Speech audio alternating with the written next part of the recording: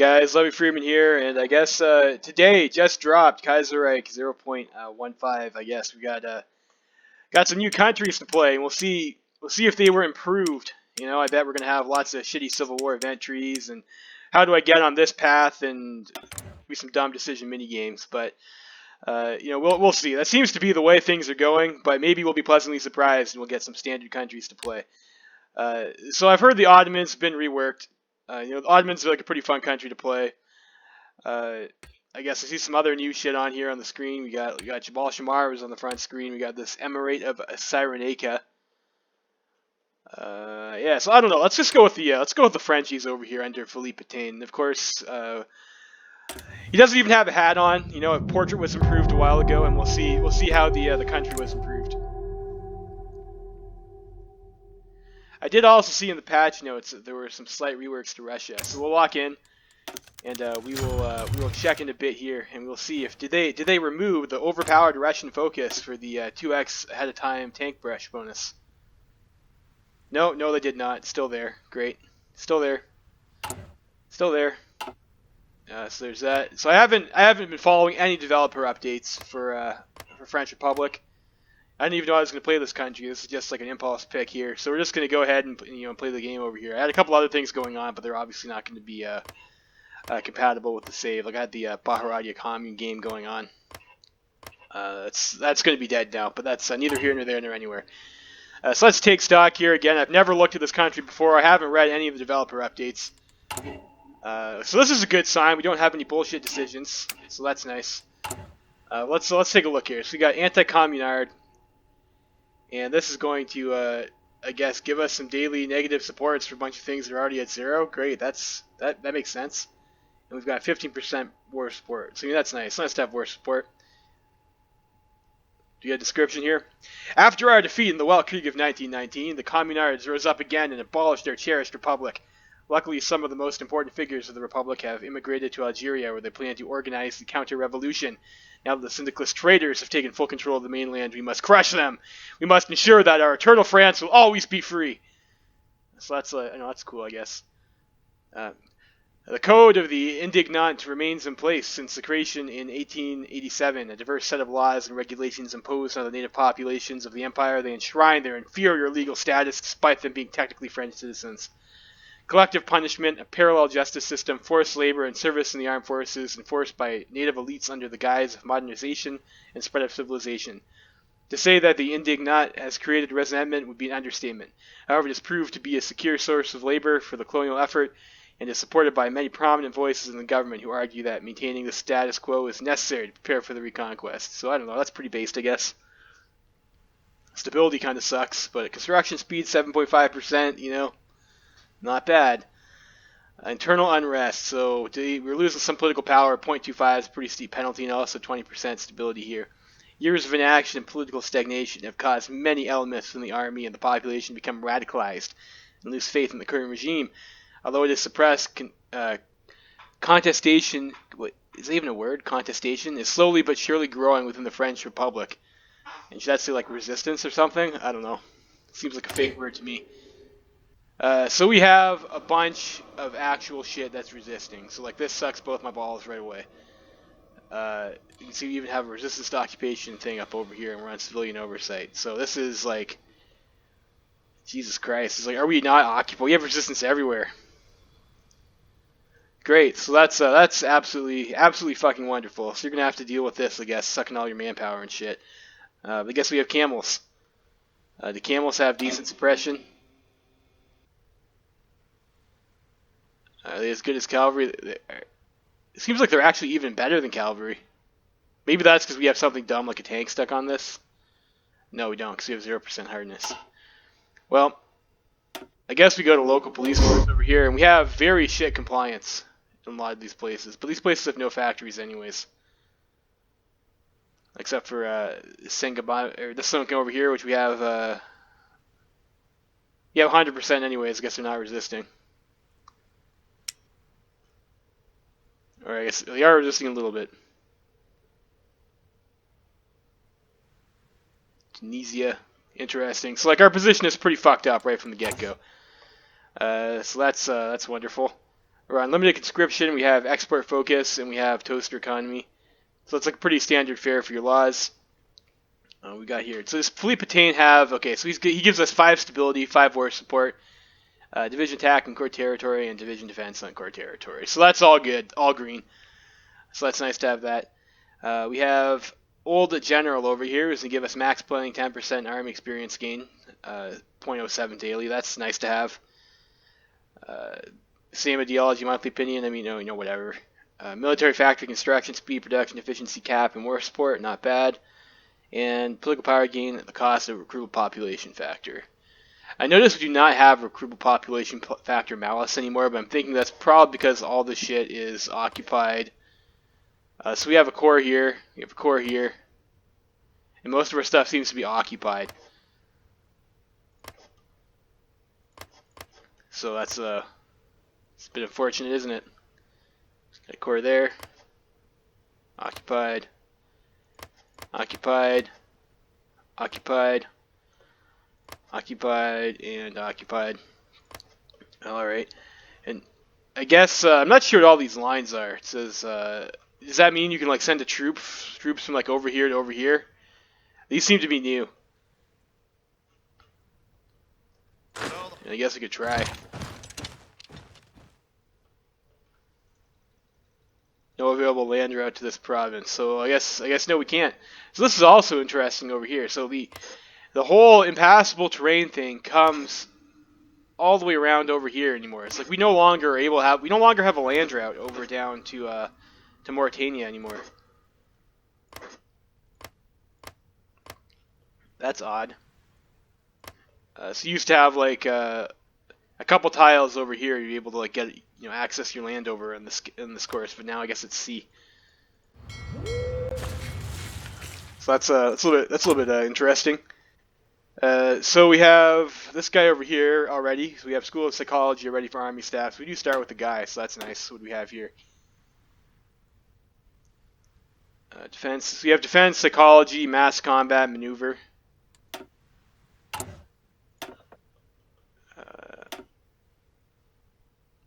So I guess that's probably like most of like the big ones you'd be looking for anyways. Decisive battle we've armored spearhead doctrine. Guns and butter, elastic defense. Like you have like most of the main ones it looks like. You don't have all of them, they have like most of the main ones. The naval guys there. Yeah, at least you have like most of the main ones for here too. Tank manufacturers, we have soft tack and reliability. We have medium tank -10. We have max speed and defense. Like, that's okay. Soft tack reliability is like pretty good against the AI. We have cruiser, light attack, heavy attack, and range, and we have small ship production cost. We have air attack, agility, and range. Like we have like a pretty good fighter designer. Air defense, max speed, reliability. CAS, ground attack, agility, range. Attack bomber, ground attack, range, strategic bombing. And light bomber here. So it's nice that you get this. That's like probably the fighter design you want. Over here we have mech -15% production cost. We have mech hardness and max speed. Soft tack and breakthrough for the artillery. Infantry equipment -10%. Infantry equipment soft tack and breakthrough. And artillery -5% production cost. So like those are like okay companies. So we have the 15% construction speed for industrial company. That's pretty good. Electronics and industrial research speed. That's kind of meh. I mean, so like those are like all right, but I mean 15% is pretty good. Most people only get 10. That's good. Decisions. We have nothing over here. We have no intelligence agency. 3 research slots. And we get the +5 from expert focus. It's tech or tech. So we have 1936 rifle. We have motorized, we have the armored car, we have Marines, we have Mountaineer. We have engineers and the military police.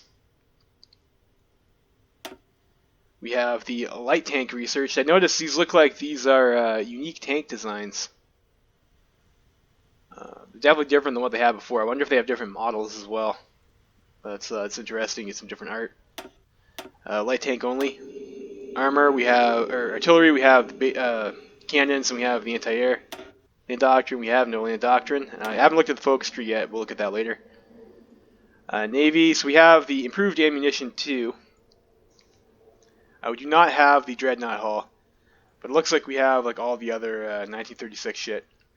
And we do have transports. Naval invasions are on the table. We have mines. Naval doctrine, we don't have any. Air, we have the tactical bomber and the naval bomber that are modded. It looks like nothing else. No air doctrine. Engineering, we have nothing. And industry, we also have a nothing. Alright. Diplomacy. So we are, I think, in the Entente faction still. Yes, we are. So we have a couple people that like us because we're in their faction, even though, I guess some of them are different ideology. We are paternal autocrats. We have some people who like us, some people who don't. I don't think we have any treaties. No treaties. Trade. So we have 43 steel available. That's not bad. We have no other resources. Construction. Looks like we have 7 consumer goods factories and 7 factories available to construct things with. And we do start with a line on light tanks, which is that's quite nice. We're building. I guess we'll do 1 Nantes class improved cruiser hull. What is this? The Nantes class. Nantes class. So it looks like this is like an escort cruiser. Yeah, it's in the capital. No, it's got, it's alright. Alright, I guess. And it looks like we have like a little bit of a deficit here. Not too bad.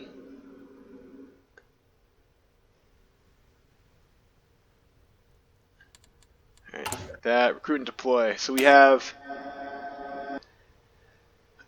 this very confusing armored car and cavalry. So I guess this would probably be your like garrison template, but armored cars are pretty expensive to garrison with when you have like, I don't know, complete dog shit industry. Like we have like 1 factory and armored car probably, but the amount of places you have to garrison because for whatever reason all of our shit's fucking occupied.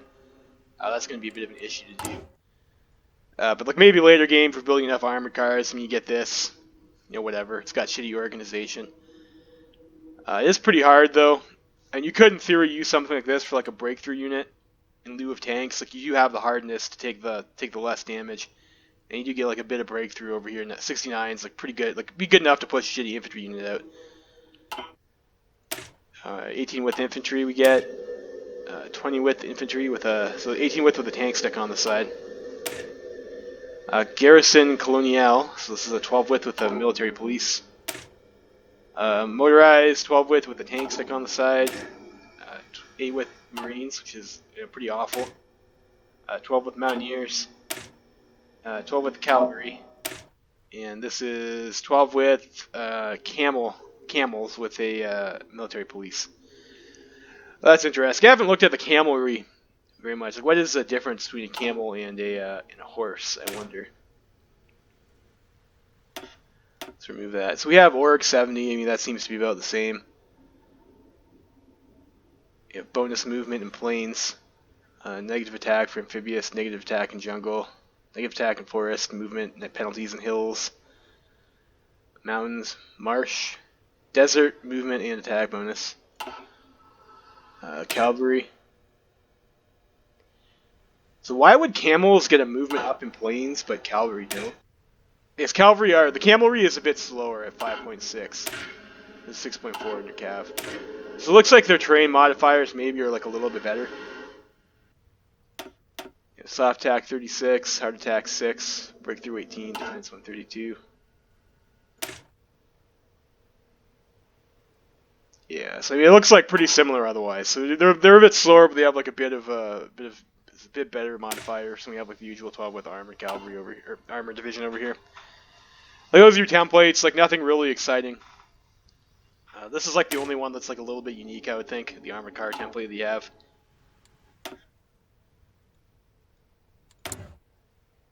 So I guess probably what we'd want to do is like get some civilian factories up. And of course we have, wow. So it looks like they nerfed France pretty hard.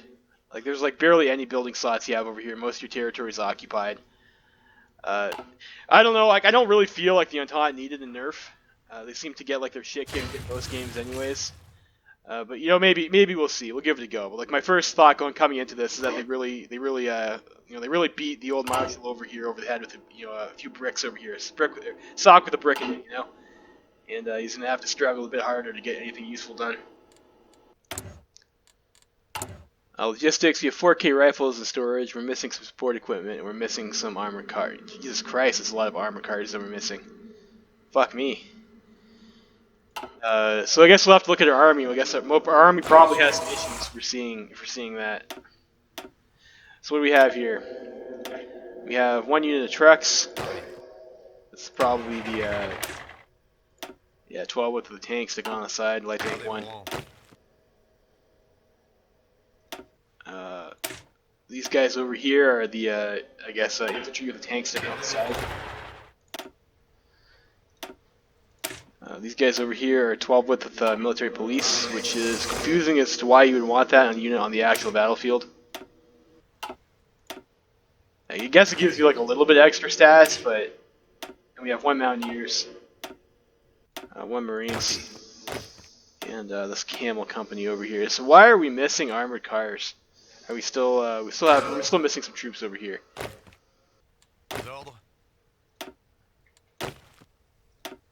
We'll do this. We have like another Marine division.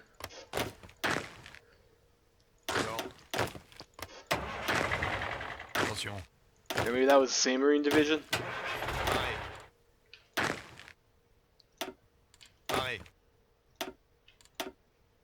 Alright, so we have. Let's just we'll stick everyone together again. I think I fucked up there. I didn't select all the guys.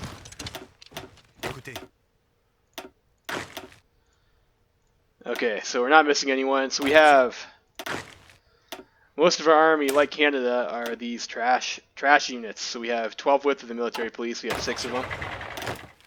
We have 4 units of the 18 width infantry with a tank stuck on the side. We have 1 unit of Mountaineers. We have 1 unit of Marines. We have 1 unit of cavalry, and we have 1 unit of the 12 width motorized with the tank stuck on the side for 14 width. So that's the army that you get. This is like a decent number of the guys for the tank. So like if you're gonna send these with volunteers, I mean these like if you have a tank, you will be able to push a unit that does not have a tank pretty easily. So that's nice. These guys are like pretty worthless, especially with the division cap. Like you don't want to see these in your starting army. It's gonna be more problems you have to overcome to get decent units in the field. We also have Corsica over here, which is thankfully a core state for us. Yeah, so I guess that's our army. Why do we have such a deficit of armored cars? Like, we using it like this for like a garrison or something? I don't think so. So that's like this division D auto blindés over here or whatever. So that's like a bit bizarre for garrison reinforcement. Do we have like one tile that's stuck with that? Company Mahariste or whatever. That's like this thing over here. This has no armored cars in it. It's like I'm a bit confused by that. A bit confused. Alright, let's take a look at our natty focus tree. So what do we got here? We got politique d'abord. What does that mean? So I guess these are our political path trees over here. So like this is like one political path. So right away you can kind of tell. Like we'll see what the event box is like, but like I really hope to fuck that it's not another save scum to choose your guy. Hopefully it's obvious. Revolution Nationale. So we have Pétain, hold on to power. So we have de Gaulle. We have Pétain. I guess we can go on. We have Henry Mordac, like whoever this guy is. I don't remember him. And we have second. What is this? Pétain has fallen. Republic endures. Like this is, I guess, some sort of like democratic path in my French Republic. I don't think so. Fate of Equatorial Africa. With great mourning, we signed away most of the French Equatorial Africa at the conclusion of the Weltkrieg. We'd hoped that it would only be a temporary affair, but with discontent brewing at home, we had no choice but to acquiesce to the Germans. Well, a capable administrator, Raphael Antoinetti, has declared his intention to step down from office, forcing us to face the reality of the situation. So I guess this is some stuff to do. Or oh, great. Unlock decision. Great, thanks. Unlock decision. What does that even do? I don't fucking know. Wonderful. It's like right away that annoys me. So you get infrastructures, you get building slots, you get civilian factory, and compliance plus 5%. That's pretty good in French Sudan. Where is French Sudan? I imagine that's probably close to like actual Sudan over here. Chad. So like Sudan is like over here. So then where like I would expect maybe French Sudan is like somewhere over like by that. Maybe not. Okay, so it's over here. So you have Sudan over here, and you have French Sudan like all the way over here, and like Africa's like a pretty big country, right? So like that's a little bit interesting, but I guess my geography of Africa is like a little bit shit. So there you go. There's French Sudan. It's got a lot of resistance over here too. They're not happy. Not happy about being French. So presumably this will give us some infrastructure, and we're going to pay some civilian goods factories tax for that. Get a factory there. 35 days for factory and infrastructure and some compliance isn't bad. Get resource gain efficiency and construction speed at the cost of stability. We can get some more compliance over here. Get more compliance. And so it looks like to kind of unfuck your country, you're going to have to like do some of this stuff to like maybe get some extra compliance. Because most of our land is occupied, and you want to get, if you want the resources and you want the manpower, you're going to have to increase compliance, right? And that's like the way she goes. I'm not seeing like, so Tunisia has some factories that we could get that we're not getting currently. And Guinea also has some factories that we could get that we're not getting currently. But otherwise, like Algeria and this Senegambia or whatever, we already have 100% of their stuff for whatever reason.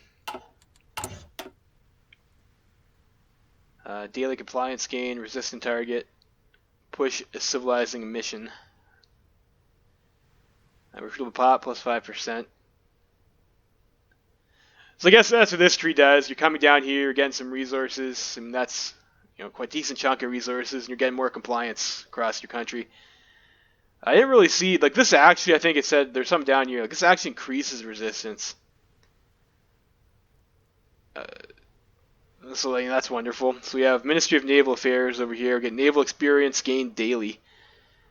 So I mean that's nice if you want to play. If you want to play Navy, you would that's nice to get a trickle right away at the start. You get a naval 28 days for naval dockyard and 50 Navy experience. It's pretty good. Our officers are taught tactics out of de Gaulle's book, The Discord. So that's interesting. So I guess you have to have de Gaulle's book or some shit to like do this. So like maybe there's some other dumb game you have to play where if you don't support de Gaulle, you don't get access to these trees. We'll see. So that's a nice national spirit over here. Aircraft production cost. Eighth generation chance. Air bases kind of sucks. Night ops penalty, I mean, that's okay. We get radio for free down here, which is like, that's pretty fugly. I really hope that would convert into a bonus because you probably want that before the Well Creek. You might not necessarily want to do air if you're not doing an air build. Air superiority agility plus 10%. Like these are substantial bonuses down here, guys. New air tactics here. Fleet coordination, number of ships, first contact, fleet speed while retreating. So like these also seem like they're pretty good benefits to get. You get some research bonuses. Heavy fighters. I'm not seeing a fighter research bonus though. They only give you this heavy fighters buff. So like that kind of sucks. That sucks a lot. Heavy fighters are not really all that great compared to normal fighters. Marines and transports, invasion speed 15%, spirit. 2 research bonuses for subs. So you like do this, come down here, but like this would be exciting except for the fact that like this is locked behind something. So you can't just like in the first couple months of the game come down here and score yourself like a bunch of dockyards and maybe come over or maybe come down this way over here and like grab get your 2 research bonuses and rush modern sub. Can't really do that. Or I guess it would depend on how early that event fires. But these are very nice national spirits to have. It's like there's some good stuff over there. Like not having a fighter research bonus pretty kind of sucks both my balls, so it's pretty shit. Ministry of War. Okay, armor research time plus 10%, so you get a tank research bonus. That's nice. You guys know how much I like tanks, right? Army experience gain daily, army experience gain, and a research bonus for land doctrine. It's 70-day focus though, 70 days. Compared to this other shit over here, that's only 56. But I mean, that army experience is probably more useful. That's nice. Armor research time, recruitable population, and 5% org. That's nice. You get 2 bonuses for light tanks and medium tanks. You get additional breakthrough reliability and production cost bonus for your medium tanks or light tanks. You go heavy tanks here, and you get additional armor, reliability, and also production costs. This is 2 bonuses, and this is 1 bonus. So like I don't know why they decided to like split it up like that. Like considering that like usually like medium tanks are considered like the stronger pick just because they're cost per soft attack ratio against the AI, unless you only get 1 research bonus. So like that is a little bit confusing. Primacy of maneuver. Like what if you pick Charge to Fortress? This says only replaces Charge to Rupture. It gives you mechanized, max breed, and breakthrough. So it looks like you get some pretty nice bonuses if you want to play with mech tanks. So like that's pretty cool. Unfortunately, that does not apply to Amtracs. And if you're the naval, like Amtracs, I don't think count for the mechanized stuff. And if you want to play naval invasion, I think you would probably want Amtracs as opposed to mechanized. Queen of the Battlefield. So we get infantry division attack, infantry division defense. So I guess de Gaulle's book, The Discord or something, is like pretty big, and if you don't do it, it seems like you're pretty fucked. Hopefully that's something that's not a choice, or something that they give you early enough that you can actually do the stuff to rush instead of forcing you to do other dumb things first, but we'll see. Special Forces attack, Special Forces defense, Special Forces capacity multiplier, and guys, Amtracs are Special Forces, if I remember correctly. So that's quite nice. Colonial Special Force. Technical Studies Center, attack skill 1 for every general, that's nice. Recovery rate, that's pretty good. Planning speed, research slot, land night attack. Field, so this buffs your field hospital. Field hospitals like usually aren't worth it, but like maybe if you had like low enough manpower and you're making like decent tank units, and you maybe. Orgloss and moving is nice. Like you get some pretty sick bonuses here. So this gives you artillery research speed, gives you bonus for infantry weapons and military factory. That's not bad. Ahead of time for 2 researches for artillery. So like if artillery wasn't like not as good as tanks, this would be pretty strong. But like if you're going to be handing out these, if you're going to be receiving these ahead of time penalty stuff, like probably you'd want to be Russia and get it for tanks. It is nice that they stuck it off to the side though, so like you can take it when you need it, and you're not like forced into it to get to something else. And this is artillery research speed. Did we not see that, or did they get 2?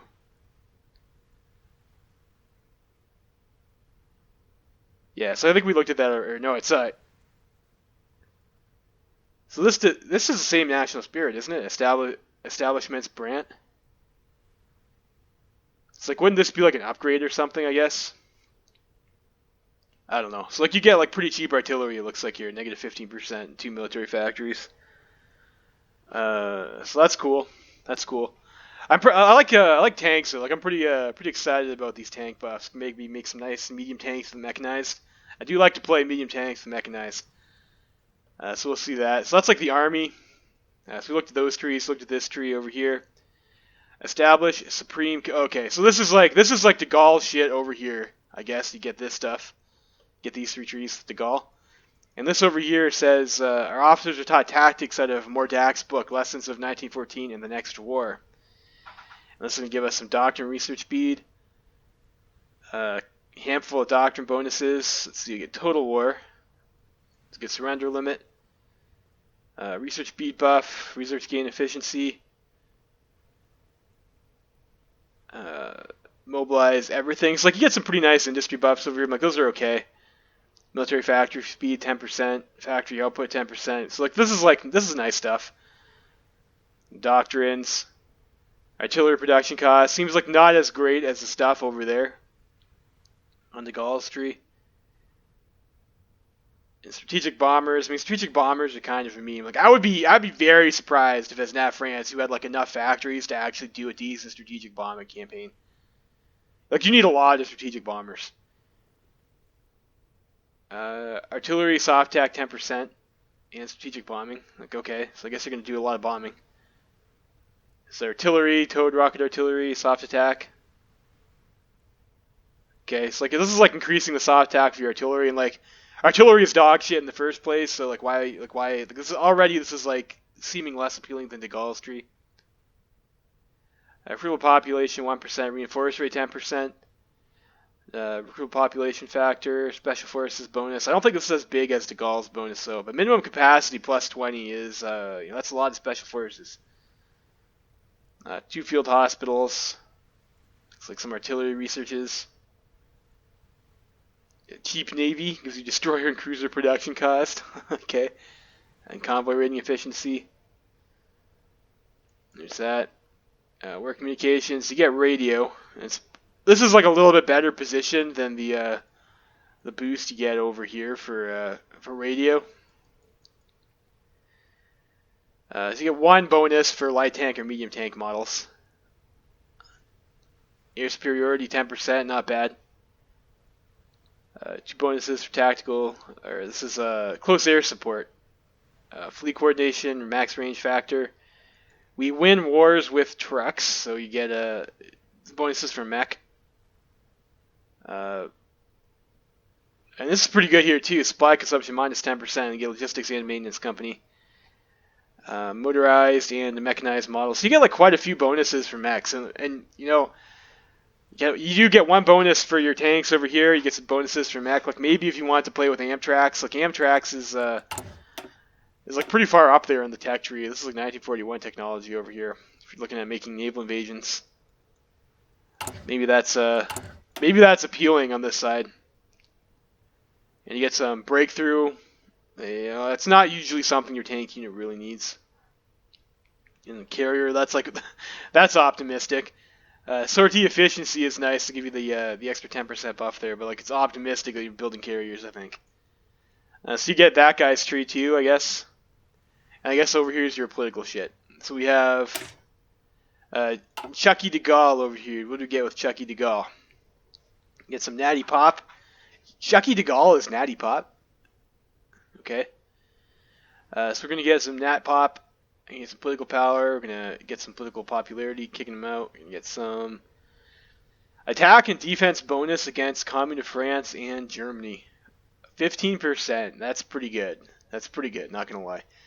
Those probably will be your main antagonists, obviously. Get some building slots. Get some more building slots. And we look like you guys saw we were trying to build factories there. Like we are building slot limited. So like that's pretty neat. That seems pretty good. Get real population factor 10%. Stability and political power gain, and that looks like something that's like a bit shit. Maybe you want to take early. Restoration. I guess you'd probably have to have reconquered the mainland or something before you do that, maybe. And hopefully they don't fuck you as hard as they do when you do Return of the King for Canada. Some stability. Factory output 10%. That's very nice. Research speed. Construction speed. Excavation, oil experiments, it's not bad. User scan efficiency, negative 5% consumer goods factory. So like, this seems like a pretty good tree. I'm liking that. And employ Patain. What we got here? Give Patain full power. So we can get some political power, get some political power gain. We can get weekly stability. Weekly stability drift is very nice. Like you're gonna, I think like Hawaii had something that was like a bit silly like that too, like back in the day where it's like, your stability just never gets low. Like you can do all sorts of obnoxious shit, but because it keeps on ticking up, so like that's pretty good. Division Org 5, that's very nice. Critical population, political power gain, and daily paternal autocrat support. That one's capped at a year. I think you just get this forever. It says. Construction speed and production efficiency base. That's also very nice.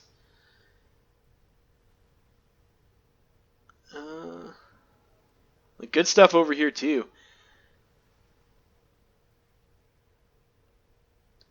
Class collaboration, stability and factory output, production efficiency cap and factory output. 4 bonuses for industry, 75%. You get some building slots over here. So that's interesting over here. Maybe we stay with Patain. That's a nice tree. Yeah, I'm liking that tree. Comité de Salt National. Production efficiency base. Extraction speed, resource gain efficiency. Civilian factory. Lack of resources penalty minus 10%. That's interesting. I don't think I've seen that before. Lack of resources penalty minus 10%. So I guess you can build shit without having the resources for it and you won't get punished as hard. 50,000 manpower is almost, again, double our starting manpower. And we're going to get free mobilization law over here and some factories. Some infrastructure, consumer goods factories, production efficiency. Look, who is this guy supposed to be anyways? Henry Mordack. I'm not sure. Civilian heroism. Dockyard output, production efficiency growth, production efficiency cap. Militarized society. And this guy will help you out against the commies. Time for action and extended powers, alright? And this is like the democratic tree. Like I don't even really want to look at this. Like this is offensive. This is on my National France tree. But I guess we can look at it again. Or I guess for the first time. So we're gonna get some party popularity, get some research speed, stability, construction speed. A couple things over here, a little bit more construction speed. 3 off-map civilian factories. More civilian factory construction speed. 2 off-map military factories. Like it looks like you get a bit more factories if you come down this path over here. Consumer goods factories, you get 65,000 manpower. Factory output, some infrastructure. Glorify the colonel. Yeah, I don't know. So you know what? I think I would be okay with like any of these 3 trees over here, and like democracy is like a fucking meme. So like we're not gonna do that. We can take a pick of I guess all we can do. So we can't do this. Can't do this. Can't do this. Can't do this. Can't do this. Can't do this. Can't do this. Can't do this. So I guess our first national focus is always going to be fate of Equatorial Africa. So I guess we'll lock that in. So maybe start building a, like, I don't know, I guess a civilian factory. I guess that's fine. Could also build infrastructure, report. Let's just go with the civilian. Like, civilian factory is a pretty safe choice. And, like, I haven't played this country before, so I don't really have a build.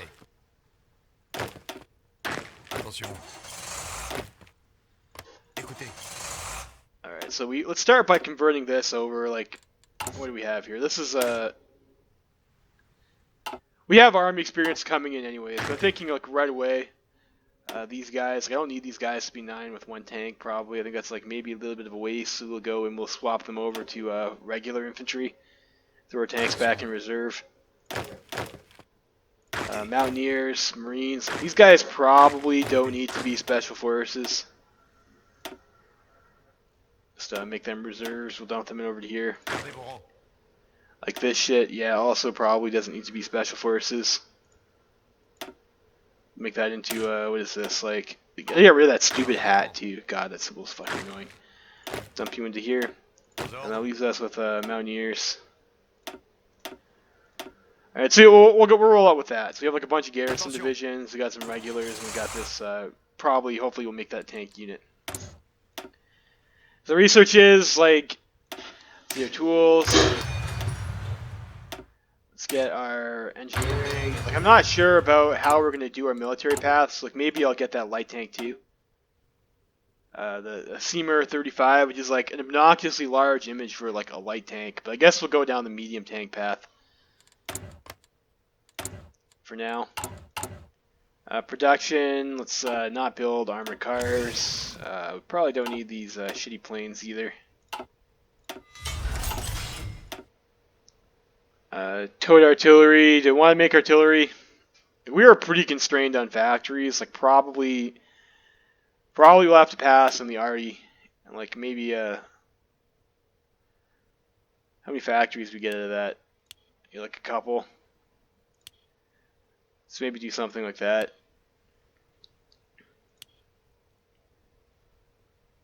Yeah, I guess we'll roll out with that. We'll need tanks to like send out as volunteers and stuff. Usually we probably want to try to win Spain. Missing equipment production, armored car. I mean, whatever. Like, I don't see anything that we need armored cars for. That just confuses me. Is military police required armored car? No, it doesn't. These just support equipment, infantry equipment. So like that's a bit confusing. So we'll roll out with that, and we'll use this to bump our engineering tech, and we'll get ourselves the second model of light tank, I guess. Yeah. So let's roll out with that. And what do we have for generals too? Let's take a look at our generals roster. So we have Jean de Latre Tassigny over here. So he's got an organizer and he's got an infantry leader. So this guy could be a logistics wizard. So you probably want to promote him to field marshal. You got this guy over here who has trickster and hill fighter. Unfortunately, he has infantry officer, but he does have brilliant strategist. So this guy can get improv expert right off the bat, which is very nice. We have a panzer leader. And we have a Charles de Gaulle, another panzer leader. Unfortunately, panzer leader is not nearly as important as having improv expert.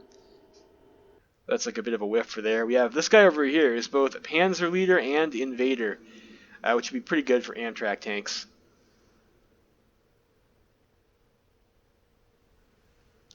Skilled staffer over here. He's got organizer, Desert Fox. Field marshals are both old guards. Unyielding defender. Okay. And brilliant strategist over here. Like, so the generals aren't that bad. Like having panzer leaders, having infantry leader, and having a guy who can get improv expert right off the bat is like, that's pretty spicy. I'm not really seeing anyone over here though that's like you could like really grind this guy out and he'd be a great candidate for it though. Like, I think you have to probably start from scratch. Like most of you guys, none of you guys, you don't have a guy who just has like brilliant strategist and like a couple other personality traits.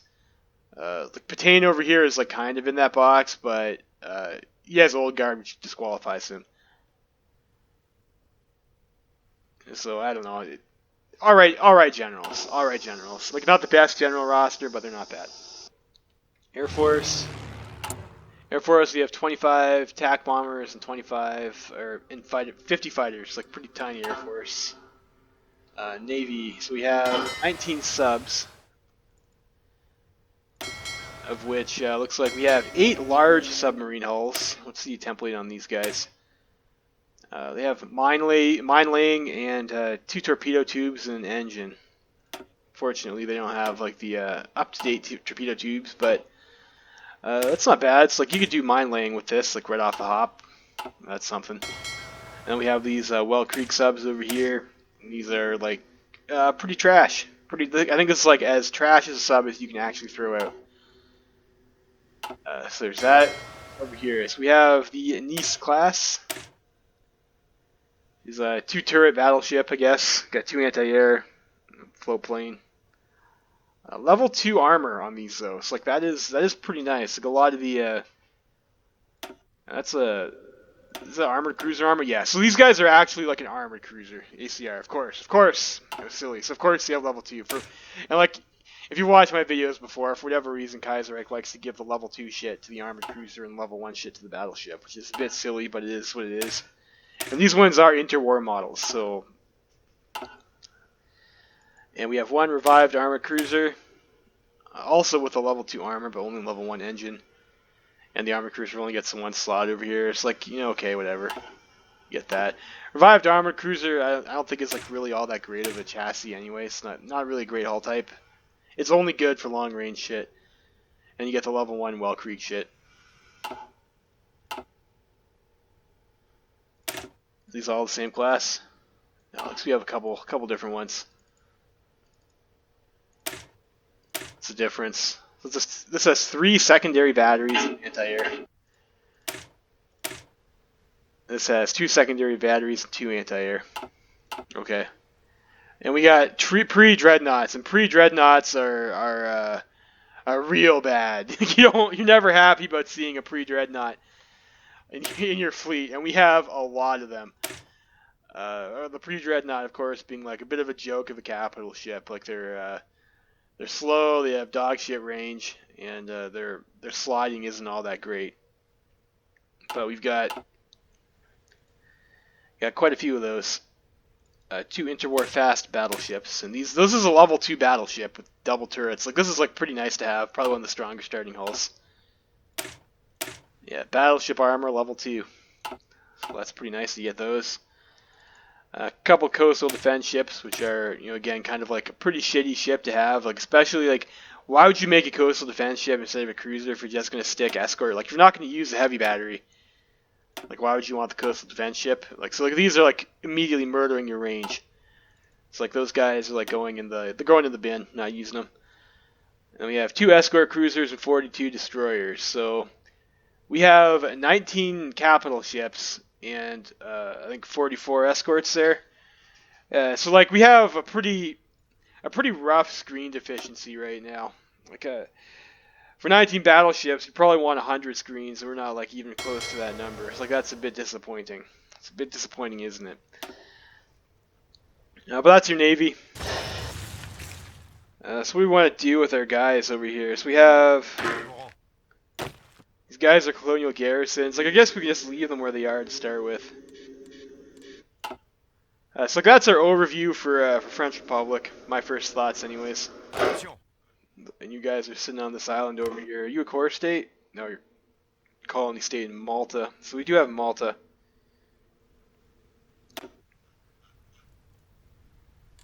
Yeah. All right. So let's go ahead and see what we get here. We might actually just want to straight off the bat get our intelligence agency, just so we can start reducing resistance. Let's just do that.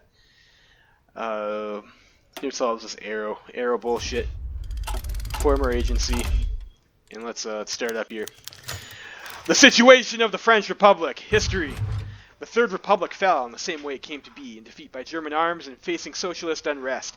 As the civil war that followed the Communist Revolution of 1920 eventually came to a close, the government chose exile instead of surrender. Having retreated to Marseille, they embarked with the French Navy towards Algiers, hoping that this temporary situation would soon be resolved, as the newly created Federation of Communes of France would undoubtedly either quickly collapse in itself or be put down by the Boches. I don't know what that is. Neither happened, and instead a peace treaty was concluded between the German Empire and the Commune, with little to no regard towards the exiled government. The Commune was recognized as the successor of the French Republic by most of the newly German-aligned world, while the exiles remained seen as a legitimate government by those who had fought beside them in the Weltkrieg. But the refugees refused to be cowed. They renewed their claim as the legitimate government of all of France and her empire, and their commitment to the Entente, preparing for any opportunity to strike. However, the aftermath of the exile proved highly unstable. The democratic forces proved unable to form a lasting government, instead of descending even further into petty squabbles, a situation made worse by tensions between exiles and Pieds Noirs colonists. And in 1926, the army stepped in, declared a state of emergency, and formed a thinly veiled junta under the line of Verdun Philippe Pétain, supported by many heroes of the Weltkrieg, such as his protégé Admiral François Darlan or General Henri Mordac. As supreme commander of the French military, which holds a tight grip on the state, Pétain has a total control over France. But the constitution has neither been amended nor annulled, and as such, the republic and its institutions continue to exist on paper, though the parliament is little more than rubber-stamped decisions made by the marshal and his cadres. Political parties still exist and continue to operate to give the population the illusion of democracy, though few are idealistic enough to believe they have any real power.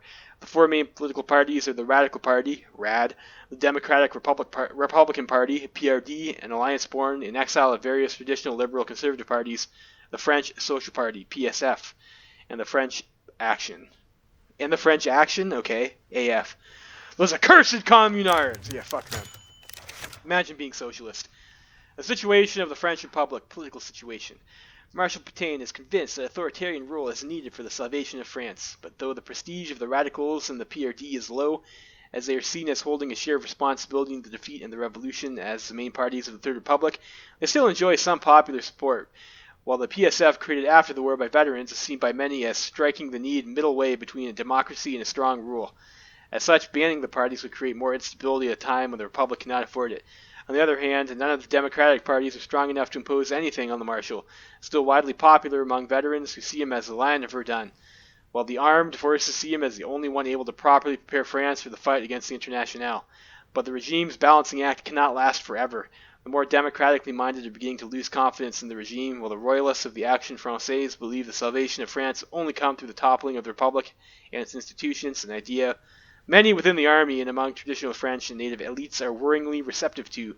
To put it simply, the junta is slowly but surely losing political credibility and is now mainly held together by the prestige of Pétain. We can trust the Lion! Situation of the French Republic, growing concerns. As if this lack of civilian support wasn't enough, trust in the Marshal is starting to erode within the army, the backbone of the regime.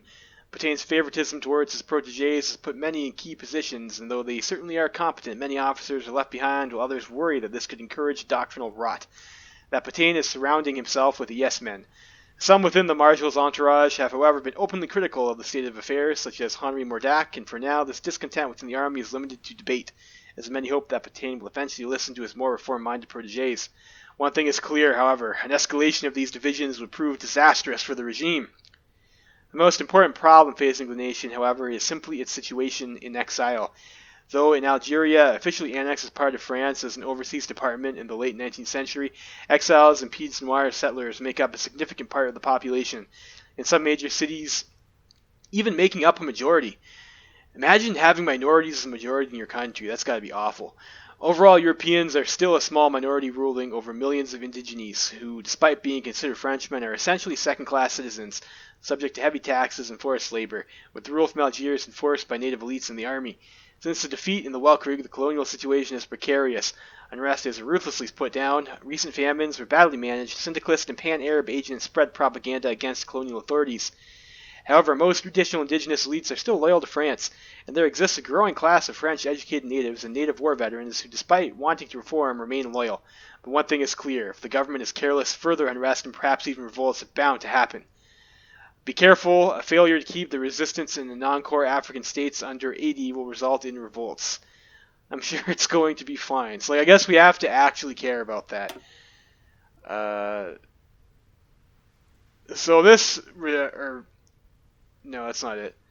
This thing over here, this requires one of the following. It's like, maybe we don't want to do this and take the extra 5% resistance target. That's target, though. It's not in state. So I think probably it was the right choice to go and get the spy agency right off the hop, if that's the way that's going to work. At least they were nice enough to tell you this over here, that that's the trigger point, 80%. So props to the developers for that. Yeah, I will say, like, going through the focus tree, like, a lot of it seems pretty spicy, and there's only, like, that one focus that was, like, you get this event, and it's, like, probably infrastructure decisions, if I had to guess, so. Hopefully everything plays out like it reads on a tin. So far, it looks pretty good. It looks pretty good, I think.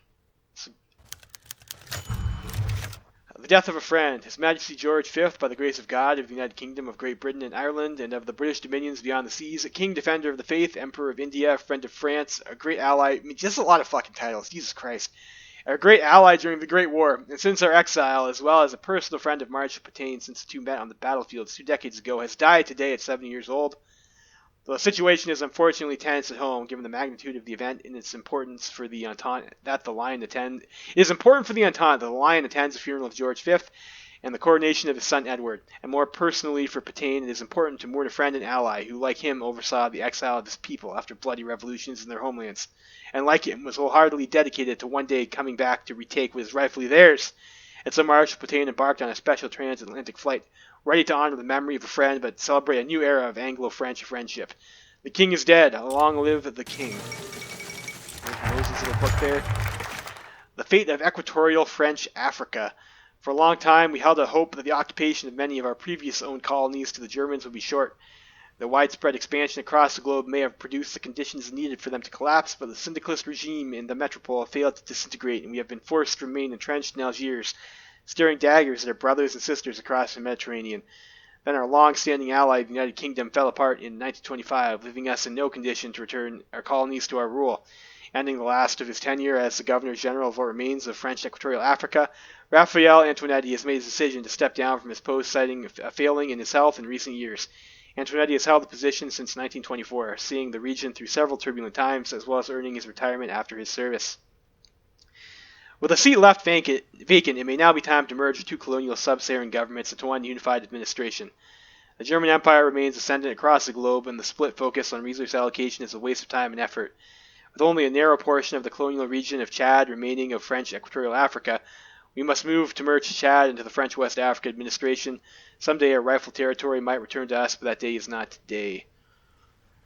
So where is Chad? I thought it was over here or something, right? So I guess the Equatorial Africa or something is Chad and some other places, and they're trying to merge it up with French West Africa. So I guess it's this stuff over here. So I'm not sure what France had for their previous colonies. I guess this is all they're left with, they're saying, from the Equatorial Division.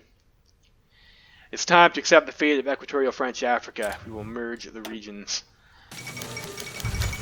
Okay, so we got a bunch of events over here. Edward's king. You know what? Let's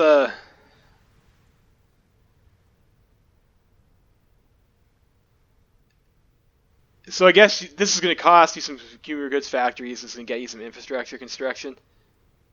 And we need to do all of this. Like maybe, let's get this civilian factory first, get us some compliance, get a building slot, and some infrastructure. Pretty nice for a 35-day focus. The Lion in Canada, after a 60-hour transatlantic flight, Marshal Pétain arrived in Ottawa, greeted by Prime Minister Mackenzie King and a large crowd of Canadians, mostly Quebecois, who see this state visit as a renewal of Anglo-French cooperation. They then drove to Windsor, where late King Emperor George had asked to be buried. After a grandiose and emotional ceremony where Pétain was finally able to say farewell to a personal friend and ally, he took a tour of Ontario and Quebec, greeted all along the way as a friend of the Empire, before a meeting with King Edward VIII. In a pre-planned move, the two men shook hands in front of the media for the world, and the new king declared that no matter the struggles the future holds, the French and British nations would always fight side by side in this great crusade against the syndicalist threat. Later on, the two men held a private talk discussing current issues facing the Entente, the policies that both men were planning on undertaking, as well as the inevitable prospect of war. The mutual undying commitment of both nations to each other was, of course, renewed, announcing even stronger bonds than the Entente. Time to return home. And guys, if you're new to Kaiserreich, just so you're aware, so you kind of get the picture from those event boxes, but France had a revolution, they were kicked out. Britain had a revolution, their king was kicked out. So the Entente is the remnants of the World War I Entente powers in exile, and they're hanger-on colonies. So the Entente's goal is to retake their mainland clay, France and Britain respectively, and also Sardinia has claims on Italy. Sardinia, this being Entente Italy. Itty-bitty Italy we got over here. But this is your Entente team over here. You got the West Indies Federation, some former colonies. You got the Canadians. You got the Algerian. You got South Africa, although these guys are a little bit sketch, a little bit sus. And you've got Australia with New Zealand glued on the side. And then you've got what's left of loyal India. So that's the Entente team. And of course, the main rivals are the communists, and depending on how that war goes, you might also need to go for round 2 with the Kaiser.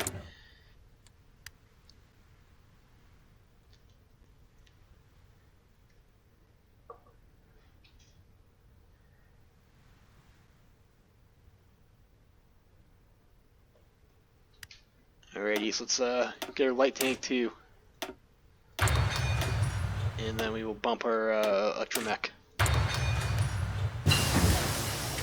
Alright, so we got that. Let's need to recruit our agent first. Let's also work on our anti-partisan. It seems like that'll be important, so we'll do it. And then probably we also want the psychological warfare for extra compliance. We don't have enough factories for that. Here's Black Monday. We'll see if we get also raped by Black Monday.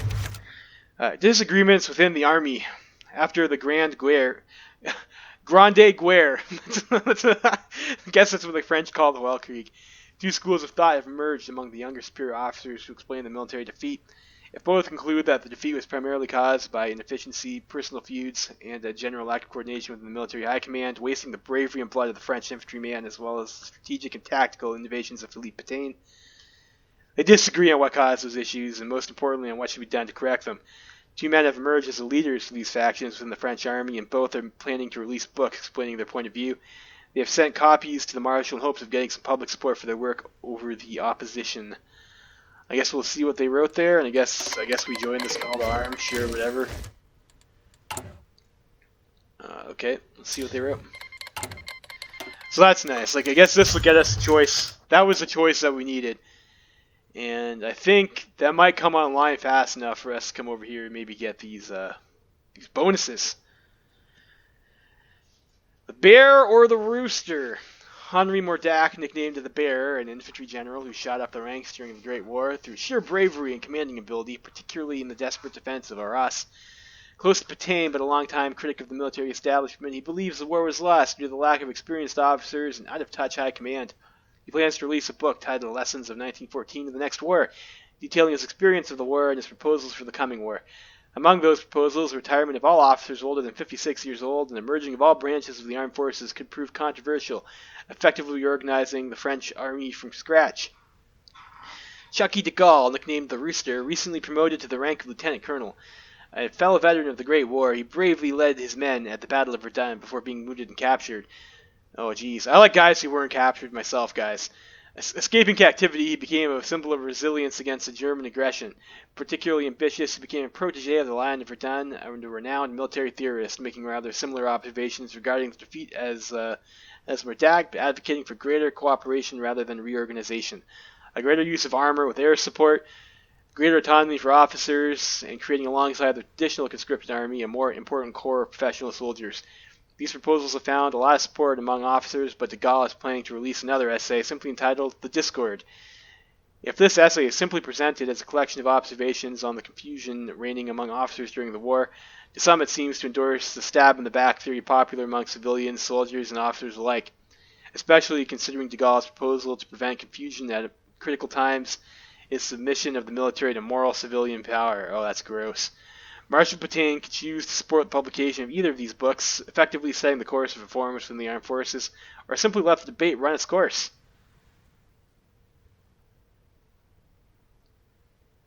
So what happens if I click select neither? Do I just get no tree? That would suck both my balls. I don't know if we should take a side. Like, I don't know what the event chain is, and this seems like this could be important. Debate is healthy, support neither. Yeah, it seems like this could be important. Like, I'm not sure if this is Pétain, this is de Gaulle, and this is Mordac's path over here, Henri Mordac. Like, obviously, I would like to get on the on this path over here with our boy Chucky. Get us some tanks. Loves me some tanks. A reform is needed, but the real issue lies outside the armed forces. The Lion does not need support. Or let's just go with Chucky de Gaulle there. And like, if we wind up with de Gaulle's tree, I mean, like, that's probably okay. I think I would probably like to keep Pétain, but again, I don't fucking know. I don't know how these things go. And that actually did not do anything for unlocking that. So like that's a bit sad, isn't it? That Discord. Will this unlock our tree? Supported by Marshal Pétain and highly anticipated, The Discord by Lieutenant Colonel Charles de Gaulle has immediately become a bestseller, praised by critics for its thought-provoking telling of the confusion reigning among officers during the Weltkrieg. While it is nothing new to those that lived through it, many in the general public, particularly the younger generation, too young, have fought in the Grand Guerre. Discover dumbfounded this uncomfortable truth. The defeat was by our own doing more than anything else. While the tactical and strategic reforms proposed in the essay by de Gaulle have been acclaimed by officers, it is a larger societal reform. Some see the Rooster hint at in his work that struck a chord for many in the armed forces. From the simple infantryman to the Lion of Verdun himself, and among civilians, particularly veterans, all those sacrifices, so much bloodshed, so many lives lost. How could they not have been enough to beat back the Boches? The issue must lie primarily elsewhere, in the government, too weak to impose its will upon the armed forces, and far too willing to let them fall into fatal discord. Perhaps a stronger, more moral civilian power is needed. In any case, de Gaulle, already a celebrated war hero and influential officer, is quickly becoming an even more popular figure, as many of those touched by his call to reform feel he is a perfect example of a new generation of officers must aspire to be like, while some see in him the perfect man to help carry out those larger reforms, though the lieutenant colonel himself is quick to defer any praise towards his mentor, Philippe Pétain. Un ordre moral sounds familiar. I don't know what that means. Moral order? Wu Pei Fu backs Nanjing. Are we allowed to do this now? No, we're not. What do we want here? I don't think we'll be building all that much, to be honest. With our current level of building slots, we are only on economic only. So maybe we want to grab something else first. Maybe this research speed buff is like a bit more important than construction. Could have also boosted our tools. That might have been smart. Les Lacons de 1914 at the Prochain Guerre. Henri Mordac, in his lessons of 1914 and the next war, privately published, finding moderate success and critical praise for its acute analysis of the defeat. Though the sweeping reorganizations proposed by the Bear have proven controversial among higher officers for being too radical, and among the general public for, on the contrary, not doing enough to tackle the real problem exposed by de Gaulle's essay. However, those less enthusiastic about the discord, particularly those anxious of what a more moral civilian order might entail, have found in Mordac an alternative, and see in the general a potential political leader, someone to go against the grain of the stab-in-the-back fever currently sweeping through the nation. Interesting reads. Shame the Bear the Bear fails to see the real issue. That's right, it's a civilian's fault. And I guess we still can't do this, so I guess the trigger for that must be something else. I guess we'll pick away at this infrastructure shit. West Indies wants outdated planes. Unfortunately, I don't have any. That's a bit sad for the West Indies. Alright, we got anti-partisan.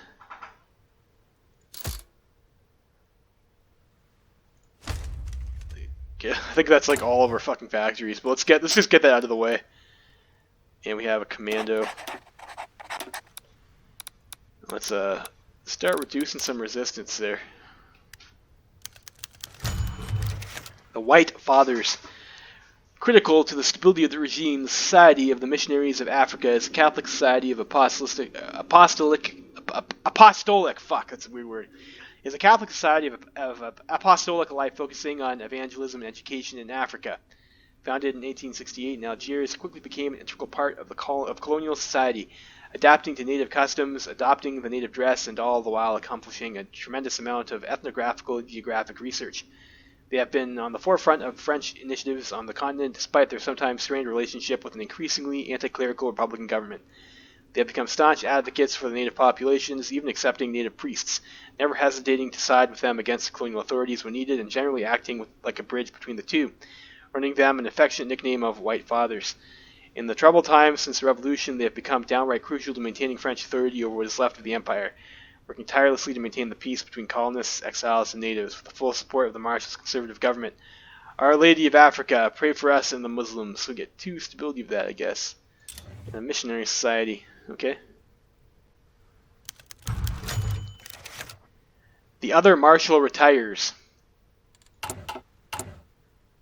So we're going to lose our chief of staff over here. So this is just like a cock tease. A career soldier and war hero, Marshal Franchet d'Espèrey, announced his retirement today. He was the only other marshal in the French military besides Pétain himself after the death of Joseph Joffre, and served as Pétain's right-hand man as vice president of the military council in charge of military affairs when Marshal Pétain was too preoccupied with more stately business. Now that he is gone, the marshal will have to choose who will serve as his replacement. His two protégés, both war heroes and up-and-coming officers, Charles de Gaulle or Henri Mordac, are expected to be chosen to ascend to these highest of responsibilities. Such promotion will be seen by many as appointing a successor for the line of Verdun, now an old man. Should Mordac be appointed, it is likely that he would be seen as Pétain's successor, and the move would be perceived as a clear endorsement of Mordac's plans for sweeping military and political reform.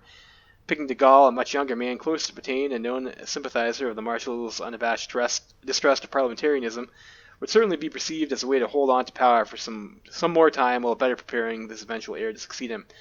Alternatively, Pétain could simply not appoint his successor to the Franchet d'Espèrey, guaranteeing that the hero of Verdun would once again take an active interest in military matters, a centralized power around himself.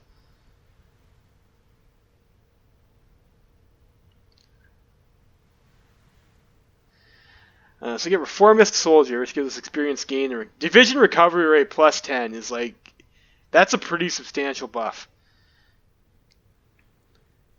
Political power gain, division recovery rate plus 10. So he's got the same thing.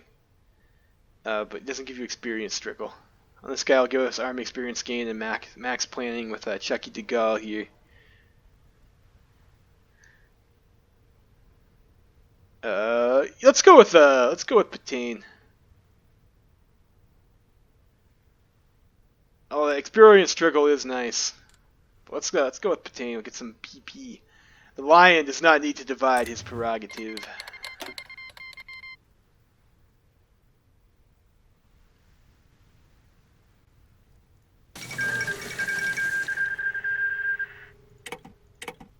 Engine clique has capitulated.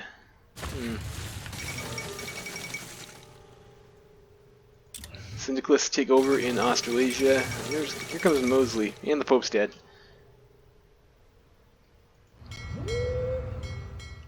I think we should probably also ditch these pre-dreadnoughts. They'll give us a better screening ratio. Eid al-Adha. Today Muslims all over the world celebrate Eid al-Adha, the feast of sacrifice, commemorating the willingness of the prophet Ibrahim to sacrifice his son Ishmael as an act of obedience to God's command. Before the killing blow fell, however, God sent Archangel Jibril to substitute the son with the lamb to sacrifice instead. In remembrance of this intervention, each family ritually slaughters an animal and shares it in three, 1/3 going to the poor, 1/3 to relatives, and 1/3 is kept and eaten. The faithfully then go to their local mosque, and at the conclusion of Eid prayers and sermons, they exchange greetings, gifts, and visit one another. Considered the holiest day of the Muslim faith, it is always accompanied by large festivities and is sometimes even the occasion to lower confessional barriers, as some Muslims invite their non-Muslim neighbors and friends to partake in this uniquely Islamic celebration. Eid Mubarak.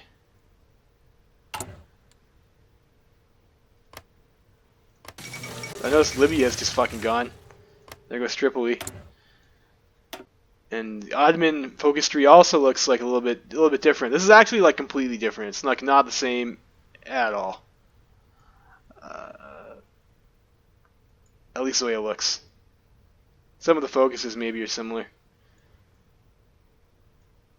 Yeah, this looks new. So revamped is right. That is this is definitely different.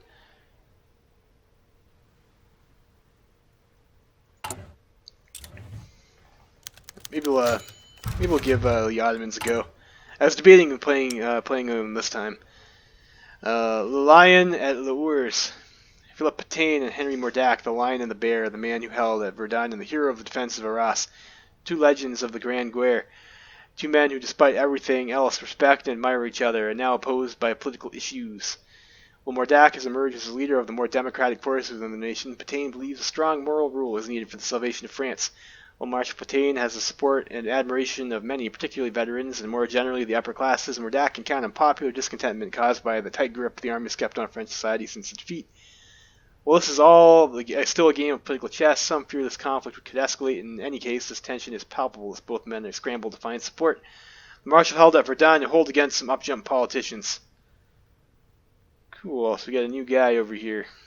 Still here to recruitable population factor. You can see our manpower is, and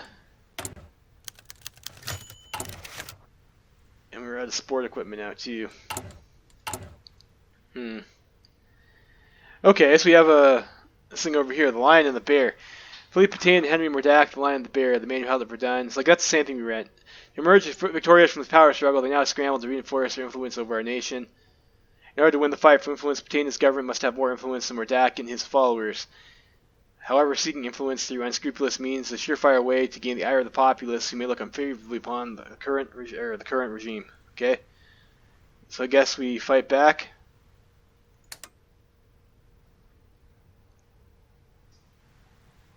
I don't know. I'm not a huge fan of these decision mini games. I'd rather focus on other stuff. But like, yeah, at the start of the game, it's not so bad. But like when it's like when you're sending volunteers, you want to micro them and stuff like that. You don't want to be forced to look at events. Every last night, violence suddenly rose in the streets of Constantine. A police report stated that some militants of the Action Algérien party quite randomly encountered members of the underground ENA while they were seated at a small restaurant. The details of the start of the fight are then unclear, but all versions agree to say that the street turned into utter chaos in a few minutes when members of the two parties fought. Threw chairs, tables, and any projectile they could find, all while insulting each other in French and Arabic. The fight finally stopped, and rumors were heard of coming police. This fight of a minor importance reveals the increasing tensions between the two main Algerian nationalist parties. The ENA is a syndicalist party founded in Paris by Messali Hadj, forbidden in Algeria and radically opposed to the current French rule. The Action Algérienne, however, is legal, and its leader, Farhat Abbas, believes the assimilationism into Greater France calls for a greater traditional autonomy. The Action Algérienne is based on the ideas of the Action Française, adapting integralism to an Algerian context. In the end, whether the actual differences are the good news is that they all hate each other. At least they fight amongst themselves. Yes. Yes.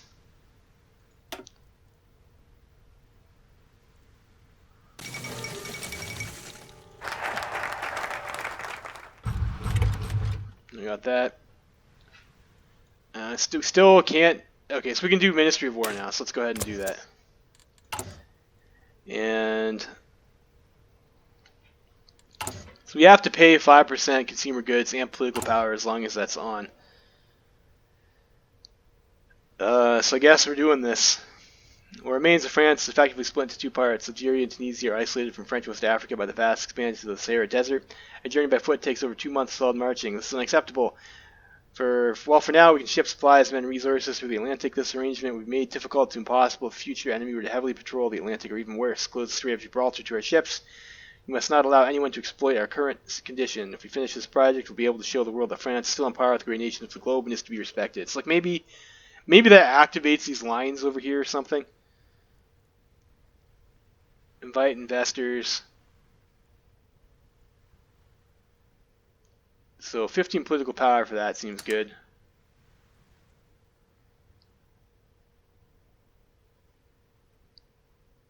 Divert railway resources will give us additional consumer goods factories and political power. Let's start doing that. Let's also let's do that for now. We do need our political power for like other shit. And let's also get the next anti-partisan.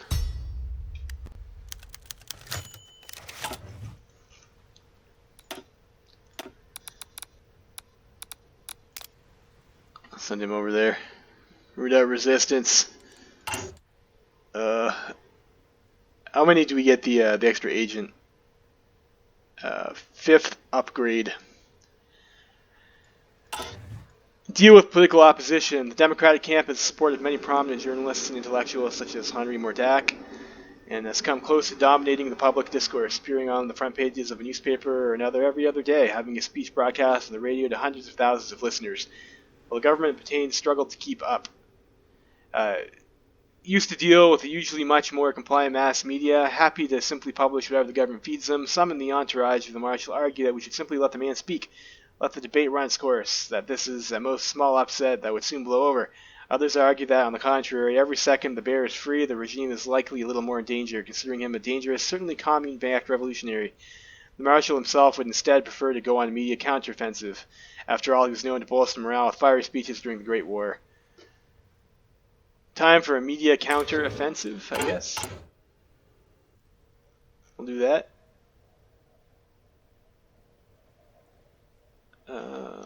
Lion and the Bear, so...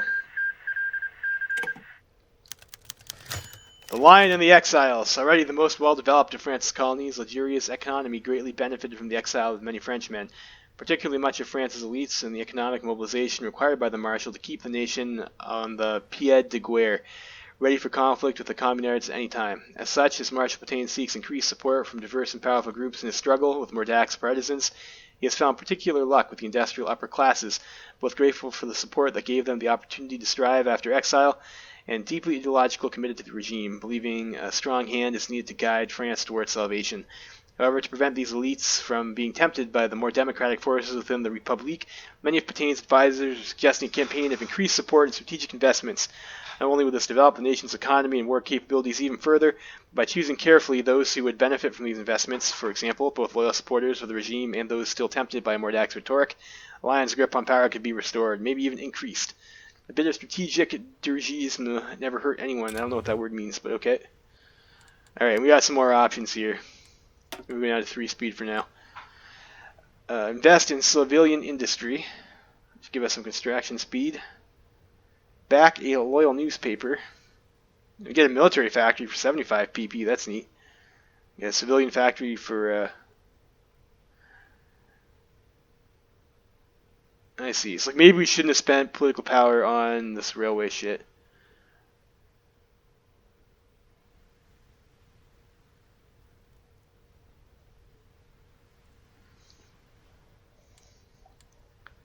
Our political power gain, I guess I realized I forgot to do this stuff up here.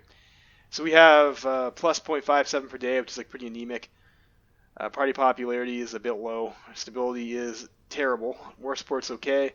Manpower is a bit concerning. Factory counts, it's alright. It's better than a minor. It's like you're in the regional area. Fuel, we don't have any in our capacities. Still pretty low, specifically with regards to if you actually want to use that Navy, which has a lot of capital ships in it. And we have 100 convoys. Well,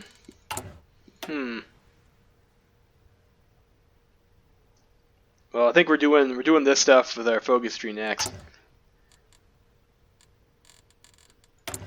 We don't really need that construction speed buff right now.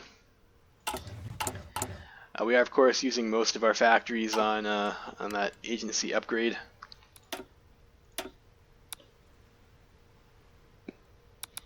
I think we probably want 5 just to get the next buy there.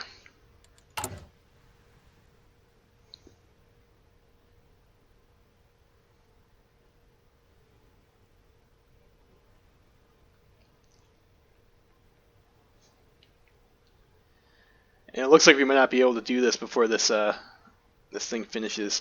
I wonder if this gives them like extra popularity. I'm not sure how this game works. Although it is nice they tell us the win condition.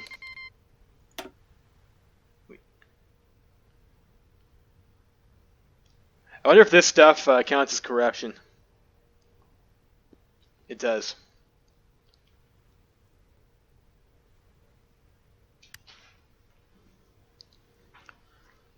Alright, so we can back a loyal newspaper. We can deal with a democratic protest.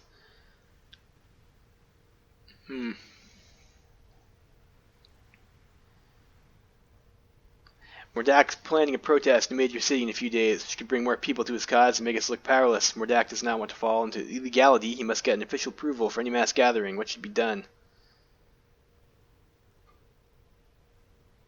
Let's back a loyal newspaper, I guess. I guess we failed one over here or something. Well, I guess this doesn't cost anything, so we'll see what that does.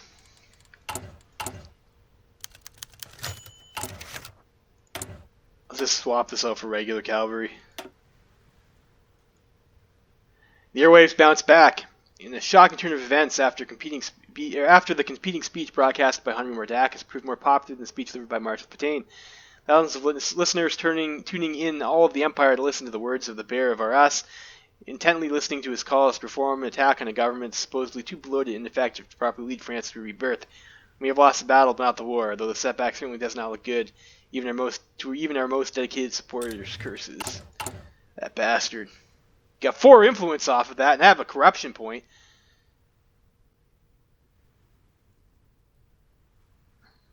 Bullshit.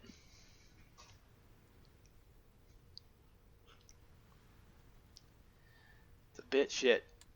Of course, we are paying railway construction for that, and we have internal unrest, so that's a bit frustrating, isn't it?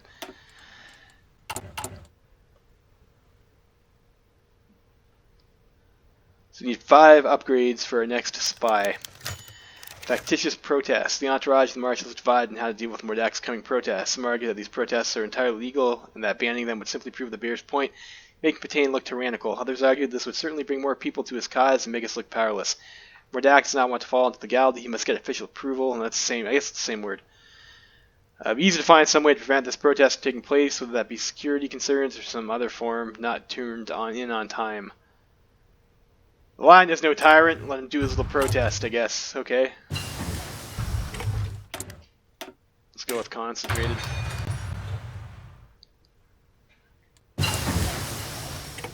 Some anti-partisan. We need 5 upgrades for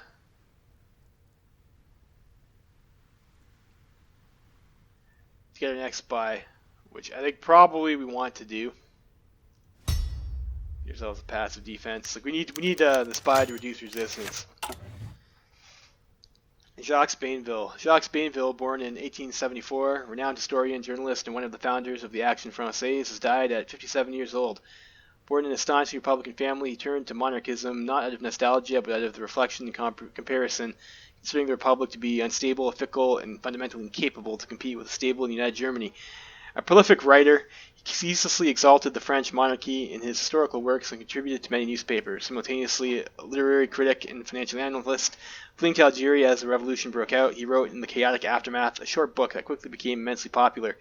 Titled The Political Consequences of Peace, Bainville exposes his thoughts on the peace treaty between the CGT and the Germans, stating that just like the Republic is the daughter of Bismarck, engineered to weaken France, the Commune is the daughter of Wilhelm II, created to rot France down to her very roots so that she might eventually be turned into little more than a vast state inevitable on coming war. This thesis has become one of the pillars of the rhetoric of the AF, who tirelessly advocates for the fall of one daughter of the Boche so that the France might be able to take the other. Many in our nation are sensible to this kind of talk, as anti-German sentiment has certainly not subsided one bit among the exiles, and Bainville's funeral procession was followed by thousands of mourners with political companions, fellow writers and academians, and even members of the government attending his funeral mass. The Lion of Verdun himself put out a statement honoring the life and works of the historian, now seen as a prophet by many. Un grand homme.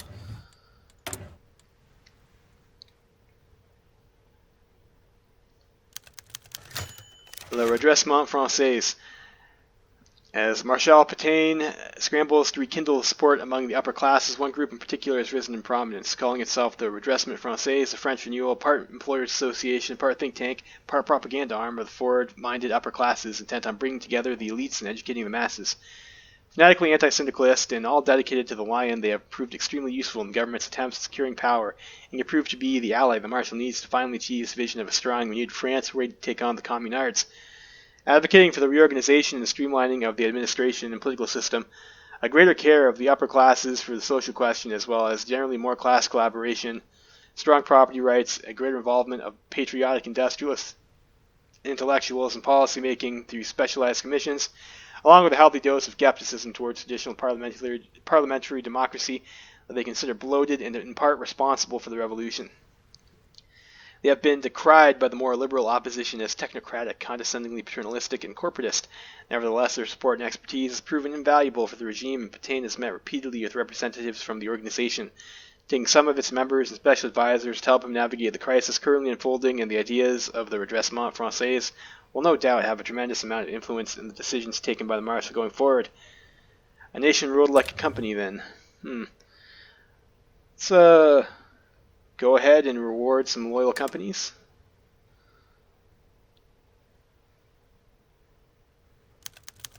A burnt-out village. One of our armored car patrols in eastern Mauritania has stumbled across the remains of a smoldering village. The few panicked survivors first tried to hide from our unit, but after one of our native soldiers took off his cap and set aside his rifle, one of the survivors managed to get over his fear and tell a horrible story about the camel riders of the east who swarmed in to take prisoners off as slaves. Anyone who resisted did not see much fruit for their labors. And another soldier calls out that he can make out a faint trail moving east, but a sandstorm appears to be moving in from the south. Let's go after them, I guess. Slave caravan captured. The story has reached headlines across the nation. Our brave soldiers coming across the grisly scene at the village, but steeling themselves for a desert chase. Flying across the desert, racing against time as the sandstorm steadily approached their position, the patrol eventually managed to find the caravan as it fled across the desert. Outgunned but not without heart, the tribal raiders fought viciously, but our boys prevailed in their righteous fight. One of the raiders was captured alive and divulged the location of the place where he was to meet another raider party before returning to the Sahara. After seeing to the wounded from the burnt village, our patrol drove north and managed to set up an ambush upon the second caravan. Altogether, over 40 slaves were saved from captivity and have begun to spread their tale of the liberators' bravery in protecting them. It is sure to bring goodwill to our government and from the local people. Nice. Get some compliance.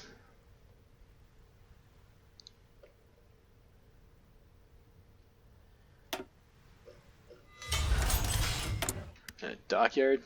Cool. Start building a I don't know, convoy, I guess. How many? We have 2 dockyards even. Let's get ourselves a. I think because we were building that destroyer to start, that cruiser to start. Let's build ourselves. I don't know. We just need some shit destroyer. Why do I have so many fleets? This is the escort cruiser we had. Coastal defense ships. Those are the pre-dreadnoughts. The escort cruiser can join our main fleet. Australasian Guard, Coop, okay. And then I'll have the rest of these guys also go to our main fleet.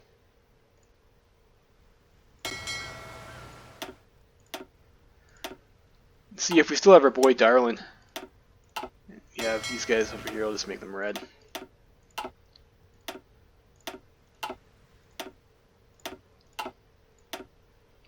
We do have Darlin. Yeah, screening efficiency 20%. I mean, so we have a couple guys that have extra screening efficiency. Screening efficiency is like pretty important. Let's go ahead and pick up that guy for our for that. Do we have a submarine guy? Yeah, we do. We get a couple Wolfpack guys. We'll go with this guy. It's fine. And like we've got command power, so might as well spend some over here. Let's get this guy the improv expert trait. That's obviously like one we're going to want. Let's promote the guy who's going to have organizer.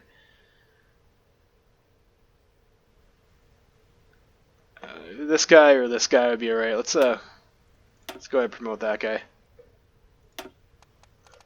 Get him logistics wizard.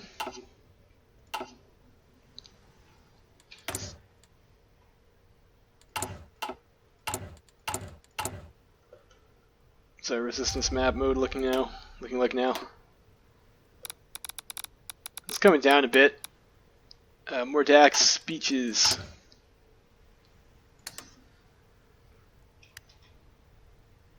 Shit, the Dak is coming, is catching up to us. King Edward's address. King Edward VIII today addressed to the nations of the Entente by radio, calling on them to prepare for the coming war against the Union of Britain.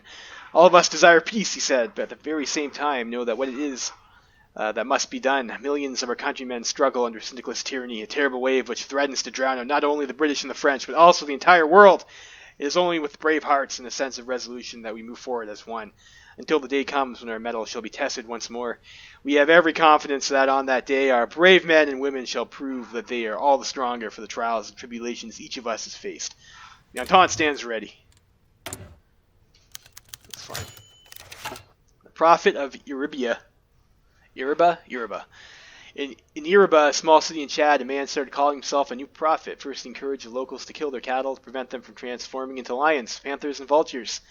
Then told them that they had to stop paying their taxes and throw away their French money.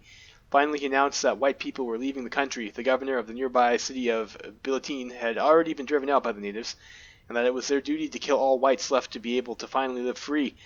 To help them fulfill this mission from Allah, the dead would even come back to life and swarm the French garrisons.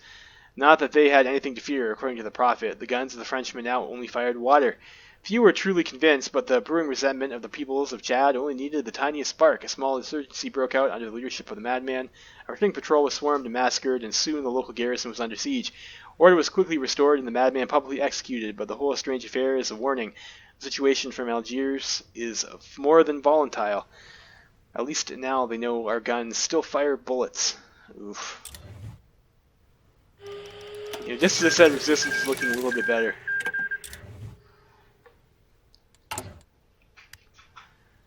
Let's also, how many upgrades do we have? 1, 2, got passive defense, I guess. We need 5, I think. I guess we could do Navy Department. Commando training, maybe. It's good to get commandos.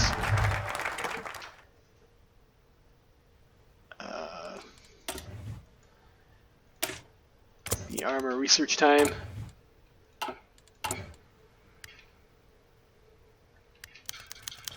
A speech too far.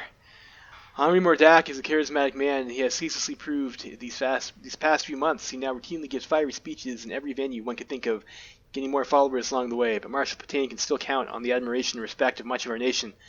particularly veterans, and as some of his entourage proposed that the line of Verdun too go on a tour of our nation to give competing speeches and draw attention away from Mordack. Others argued this could prove dangerous, both for the marshal's health and for his reputation, making him seem desperate. Finally, there were some convinced that the bear must be stopped at all costs, denouncing him as a seditious individual working in concert with the commune, and should do the trick and prevent him from legally giving speeches.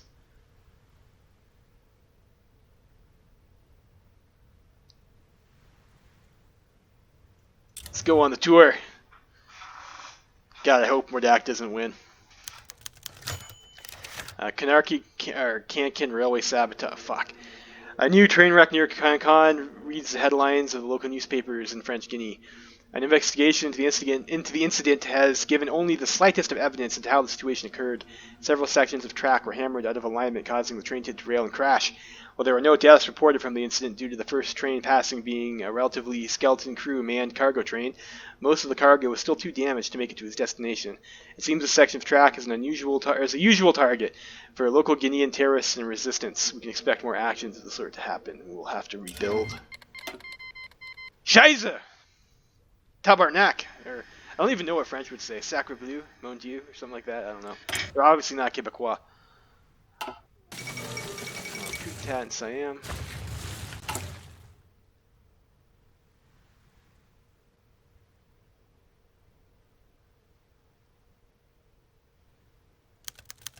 Marshal Duras' crowd.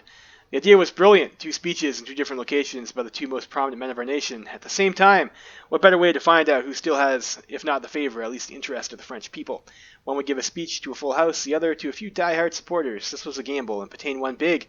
Though a respectable number of people came to listen to Mordack's speech, his supporters have to admit defeat. The speech given by the Lion drew an enormous crowd, primarily veterans who came to see the hero of Verdun once more. The Marshal urged the people to remain united in these trying times, focused on the coming war with the Commune, ending his speech with the now immortal phrase said at Verdun 2 decades ago, Courage, on les aura. Be strong, we'll get him. Through whether this was aimed at the Communards and Mordack supporters, no one knows. Alright, we still got it. Still got it. Ensure military loyalties. Though the armed forces still overwhelmingly support the Marshal, some are proving receptive to the promises of Mordack. The armed forces have traditionally stayed clear of political involvement, but the debate with the bear is growing too important for La Grande Moitié to ignore. Something must be done to make sure the armed forces stay on the right side. Let's, I guess we'll do that. It's also maybe, so I guess backing a loyal newspaper is seen as corrupt, so we can't do that too much.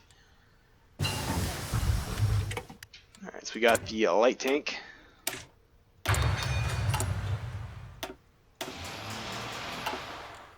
Build some light tank at number 2. Commando training. So we have enough for another operative. So I think that's probably enough with the spy stuff now.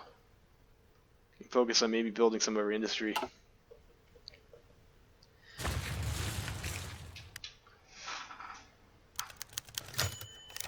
Action Algérienne. Founded in the 20s by Farhat Abbas in the chaos of the exile, calling itself the principal media outlet of the integral nationalism alongside the main Action Française, Action Algérienne has become one of the most popular newspapers from within the Algerian departments. Its slogan, from colony to province, summarizes its fight alongside integralist principles, assimilation within a greater France, while still retaining privileges, traditions, and the local laws against centralization and disregard for indigenous customs of the Republic, demanding native autonomy and social and economic regulation, universal suffrage in municipal elections, and for native notables to constitute an assembly advising the French government. Abbas has quickly found resonance among natives, particularly the assimilated elites and the influential indigenous chiefs eager to defend the way of life against an ever-encroaching Republican government. However, the localist proposals of the Action is not the only thing that has found resonance among natives. Its anti-Semitic rhetoric is also proving popular. Legacy of the Crémieux Decree, a law that granted full French citizenship to the Jewish population of French Algeria, but not to the Arab and Berber Muslim population, who remain to this day essentially second-class citizens. This wedge between communities that have lived together in relative peace for centuries has proven easy to exploit for the far right, and some groups and parties even promise to repeal the decree to gain support from the natives, either out of genuine ideological convergence or simply out of pragmatism, as they know that nothing could be achieved without the support or at least the neutrality of the indigenes. Nationalists united against the Republic can't be good. I think Chucky de Gaulle is supposed to be our Nat Pop guy, right? So take a look here. Chucky de Gaulle is, in fact, Natty Pop. Where Pat at? I don't know. So I guess if we wanted to do Natty Pop's always a fun ideology to play. We'd have wanted to go with Chucky there. Fête de la Fédération. On this 14th of July, we celebrate our national day. Military parades as well as popular street celebrations and fireworks are planned all across France, and a joyous celebration of the greatness of our nation. For long, what is even celebrated on this day has been a topic of heated debate between left and right. The left would insist that this is a day celebrating the 1789 storming of the Bastille Fortress, a Parisian royal prison and armory, widely considered as the starting point of the French Revolution. While the right would, on the contrary, consider this day as commemorating the Fête de la Fédération, a massive holiday festival that took place across France a year later to celebrate the unity of the French nation and an end of the political struggle of the revolution itself. History proved that hope wrong, but this hasn't stopped the debate from arising every year. The 1880 law instituting the National Day on the 14th of July simply abstains from taking a side, but thankfully we have since put the controversy to rest as an amendment voted by the Assembly some years ago has clarified that we are indeed commemorating the festival of Federation Day.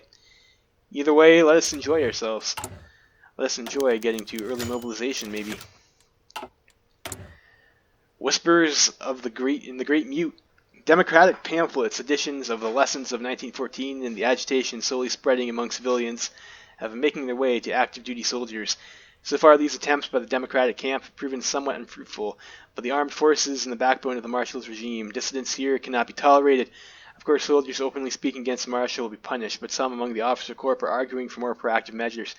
By staying vigilant in the mood in officer lounges and barracks alike, we can quietly deal with agitators by promoting our most loyal supporters or assigning opponents to patrols in the deepest parts of Sahara, where they can ramble without causing trouble. While tighter control of incoming mail will prevent factitious literature from making its way into the wrong hands. So this might anger some and prove difficult to enforce. It should be done.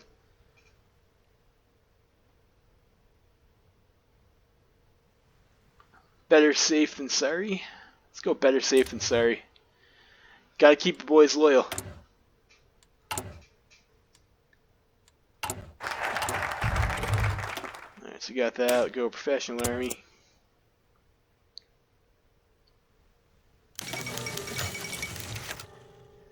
Dakar-Niger Railway strike. Strike has been spreading among native workers along the Dakar-Niger Railway. They are demanding better conditions and even pay with their white French counterparts in Algeria.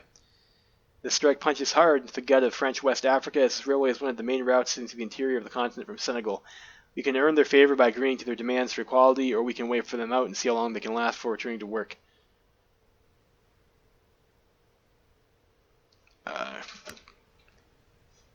Let's get ourselves onto early mob. Let's improve their conditions a little bit. We need to keep the natives happy.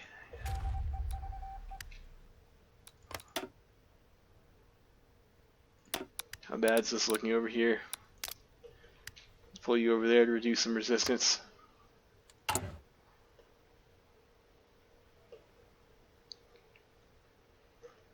Trans-Sahara Railway Part 2.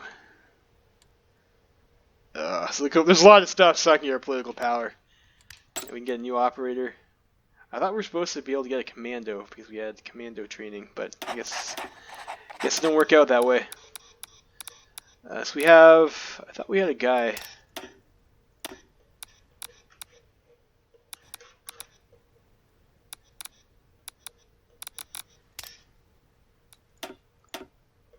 Let's put you over here then.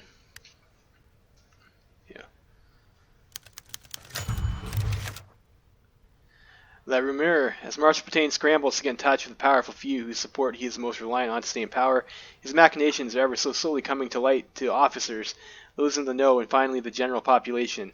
While most dismiss these rumors for now, there are some, on the contrary, who see in recent government contracts and official meetings naked attempts by Pétain to bribe influential men for an eventual confrontation with Henri Mordac's democratic partisans. Perhaps a change in course is in order for the Lion as well.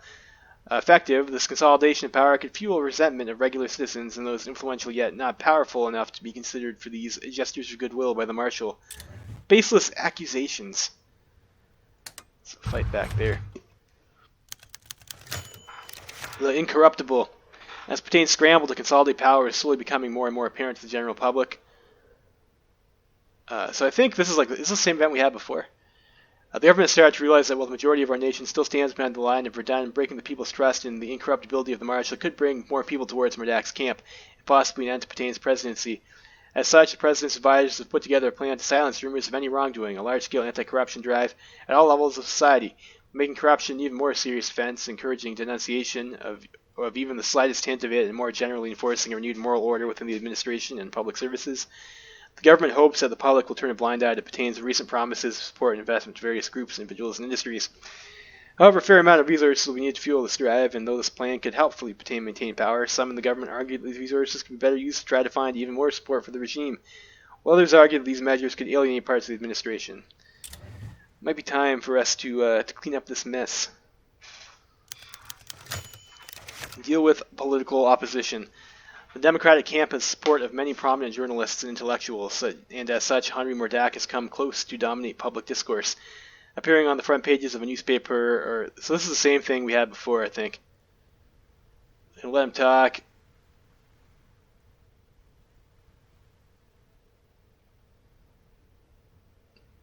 Get some PP here.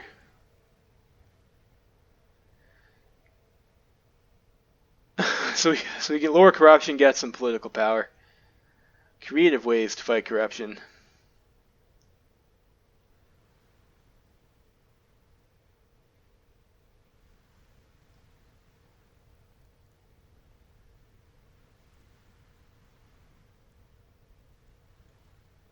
Let him talk, I guess. Manuel Carles seems full control. My political power. Feels bad.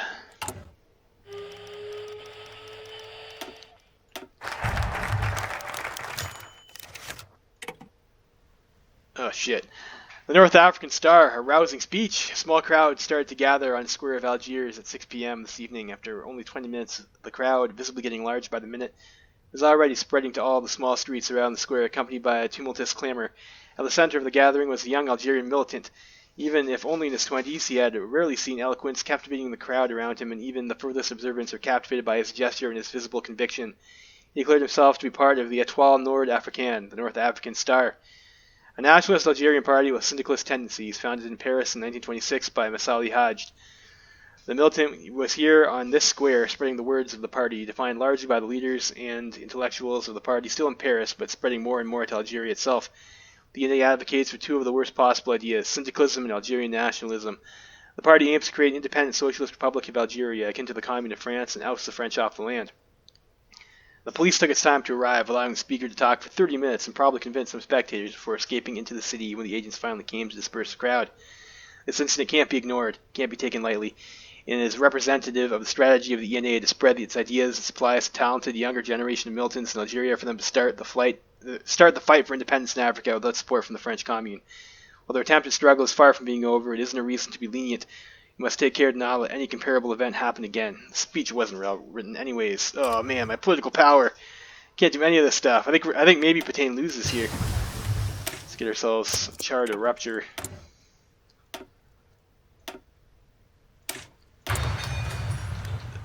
Also some tools. Nationalist leaflets in Tunis. We won't fight for the Frenchmen. Tunisians only fight for themselves. This was one of the sentences written on leaflets found everywhere in the popular districts of Tunis. It seems that the underground nationalist Destour party has once again swarmed workplaces and markets with their harmful propaganda. We remove these leaflets as usual as soon as it's possible to prevent these ideas from spreading more. And we'll make a new pile of ash. Now we have resistance problems. We have resistance problems like everywhere though.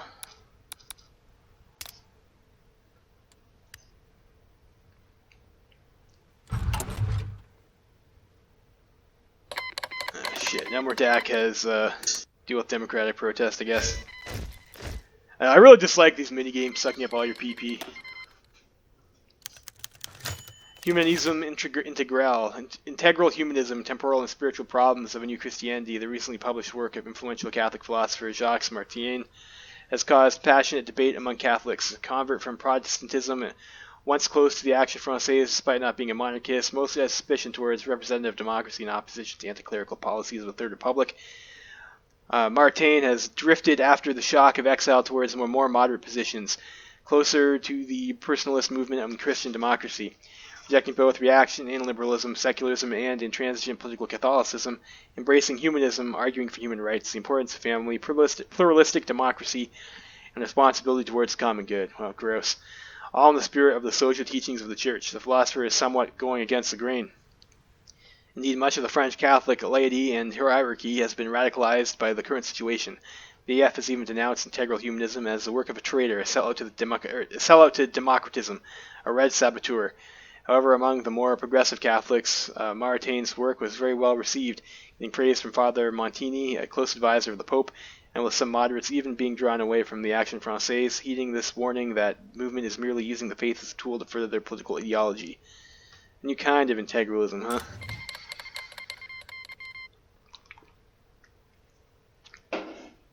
See, Turkestan War. Attack on a patrol in the Niger. We quite often send patrols across north of Niger to assure supremacy in these lands, so we don't have a lot of permanent bases there from where to assert our control. We have to resort to such regular patrols.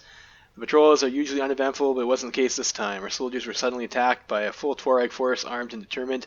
They were hiding behind a relief, waiting for the patrol to come closer before they charged with cavalry towards it. The first panic shots of the patrol did make a few forces fall. However, it soon was the French horses that started to fall as another group of Tuaregs sitting in the dunes started shooting from another angle.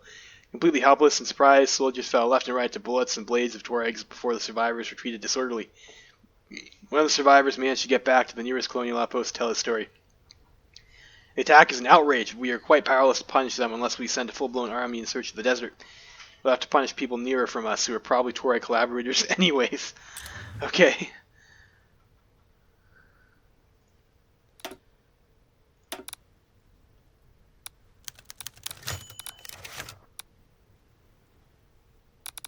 Factitious protest. The entourage of the marshal is divided in how to deal with Merdak's coming protests. Some argue these protests are entirely legal. This is like the same mission we had before. Oh, oops, looks like a permit A38 was not properly stamped. What a shame. What a shame. Merdak speeches. I think maybe we should have dealt with that beforehand.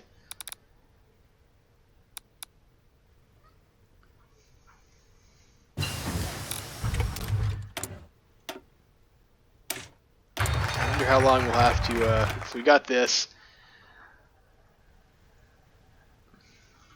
So should we continue doing this stuff over here? We get compliance, we get stability, we get political power. Yes, let's, we need to research radio first for that, though. Ugh. I guess let's just get the radio then. Patain has won the fight for influence, so we have that. So we can't do any of this stuff right now. So we can just do the Army or the Air Force focuses.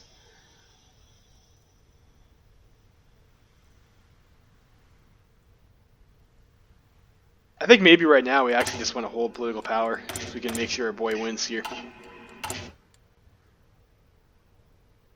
You're at quite a deficit. Speech too far.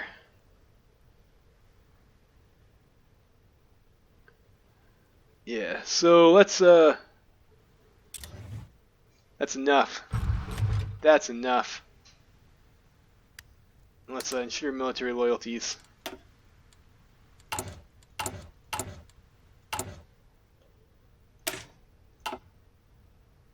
Let's train some divisions, I guess. That's probably alright.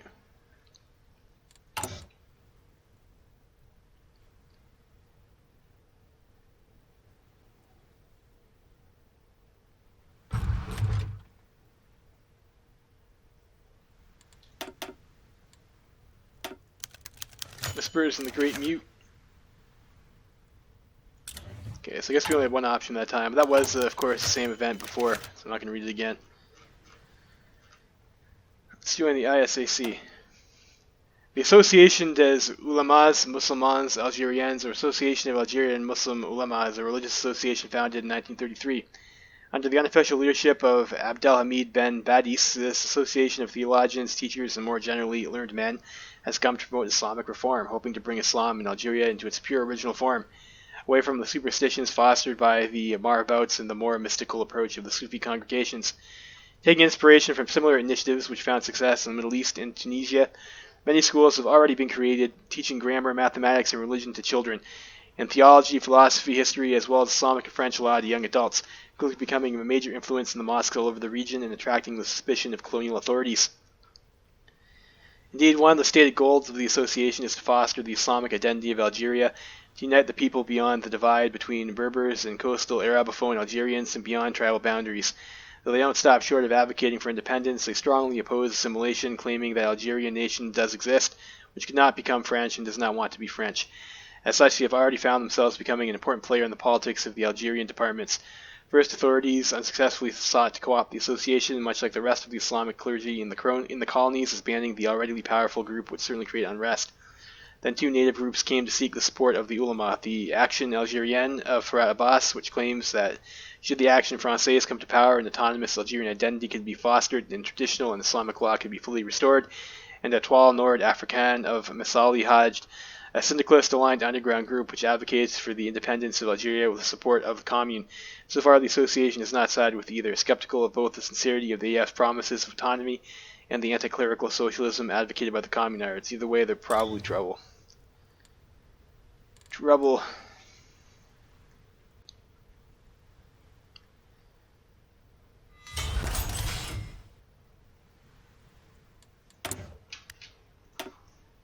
So continue to build up our civilian industry, I guess.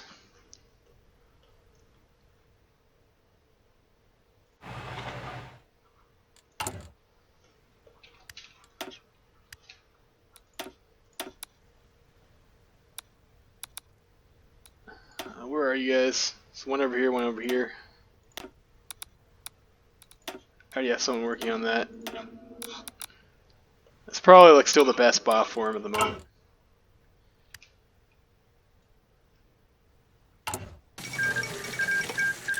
Shandong Cleat capitulates.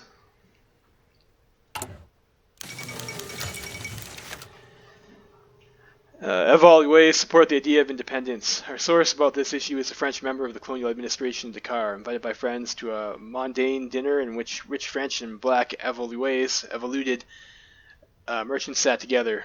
The administrator expected a friendly atmosphere. After all, the evalués have their French citizenship and hold a lot of privileges compared to their black lower-class counterparts, suffering under the code of l'indignat. His surprise was thus big when he heard a group of evalués talk about how could Senegal organize itself after independence. The discussion was unbelievable. The evalués were considering a local rule of Senegal and claimed not to be particularly concerned by the French cause. The administrator thus rightfully decided to report back what he saw to the nearest department of the Secret Services. Further investigation has shown that this isn't an isolated case. It seems the evalués were fed French political culture so much that they don't accept what they consider tyranny anymore. Most of them seem to prefer a local Senegalese Republican rule rather than to obey Frenchmen and fight in their wars. It is believed that the Commune also acts actively by smuggling nationalist books to this cultured elite in Dakar. The lesson of the story, anyway, is that some of the evalués can unbelievably come back to bite the hand that fed them. This type of thinking doesn't fit a presumably evoluted person. No, it does not. A dispute amongst Volta kings. Jeez, they're just getting shit on with these events. The colony of Haute-Volta, while effectively conquered in 1896, is still composed of traditional kingdoms with few official power, but with a powerful influence on the population. The biggest of these is the Mossi Kingdom, headed by the current Mugu Naba, Naba Kum II. It holds the legacy of the most powerful kingdom in the region before French colonization, which spread its power far beyond its capital of Ouagadougou to neighboring kingdoms. However, other kingdoms such as Tenkodogo, Fada, Ngorma, Busoma, or HOI4 still exist along with their kings continue to vie for influence in Haute-Volta. In this context, a dispute recently rose from between the Muganaba and the other kingdoms. Indeed, Naba Kum II praised the work of native ethnologist Antoine Dim Dilabsam, The Empire of the Mogonaba, L'Empire du Mogonaba. The book is a real innovation, as it's the first ethnology book written by a native of the country it studies. However, the book also spreads a view of the country as being almost complied to bow under the Mugu Naba, feeding and legitimizing the still very existent ambitions of the Naba Kum II to make the Mossi Kingdom the dominant power in Haute-Volta. This display of ambitions didn't sit well with the other kings, wary of the Mugu Naba playing between the interests of the French colonists and those of the population to assert the power of the Musi once again. Representatives of each kingdom came in a delegation to the seat of the colonial governor in Ouagadougou to compel him to take a stand in the matter. Who do we support? So we can side with the Mugunaba, or we can side with the smaller kings. We're here to divide and conquer. Divide and conquer seems like a pretty good strat.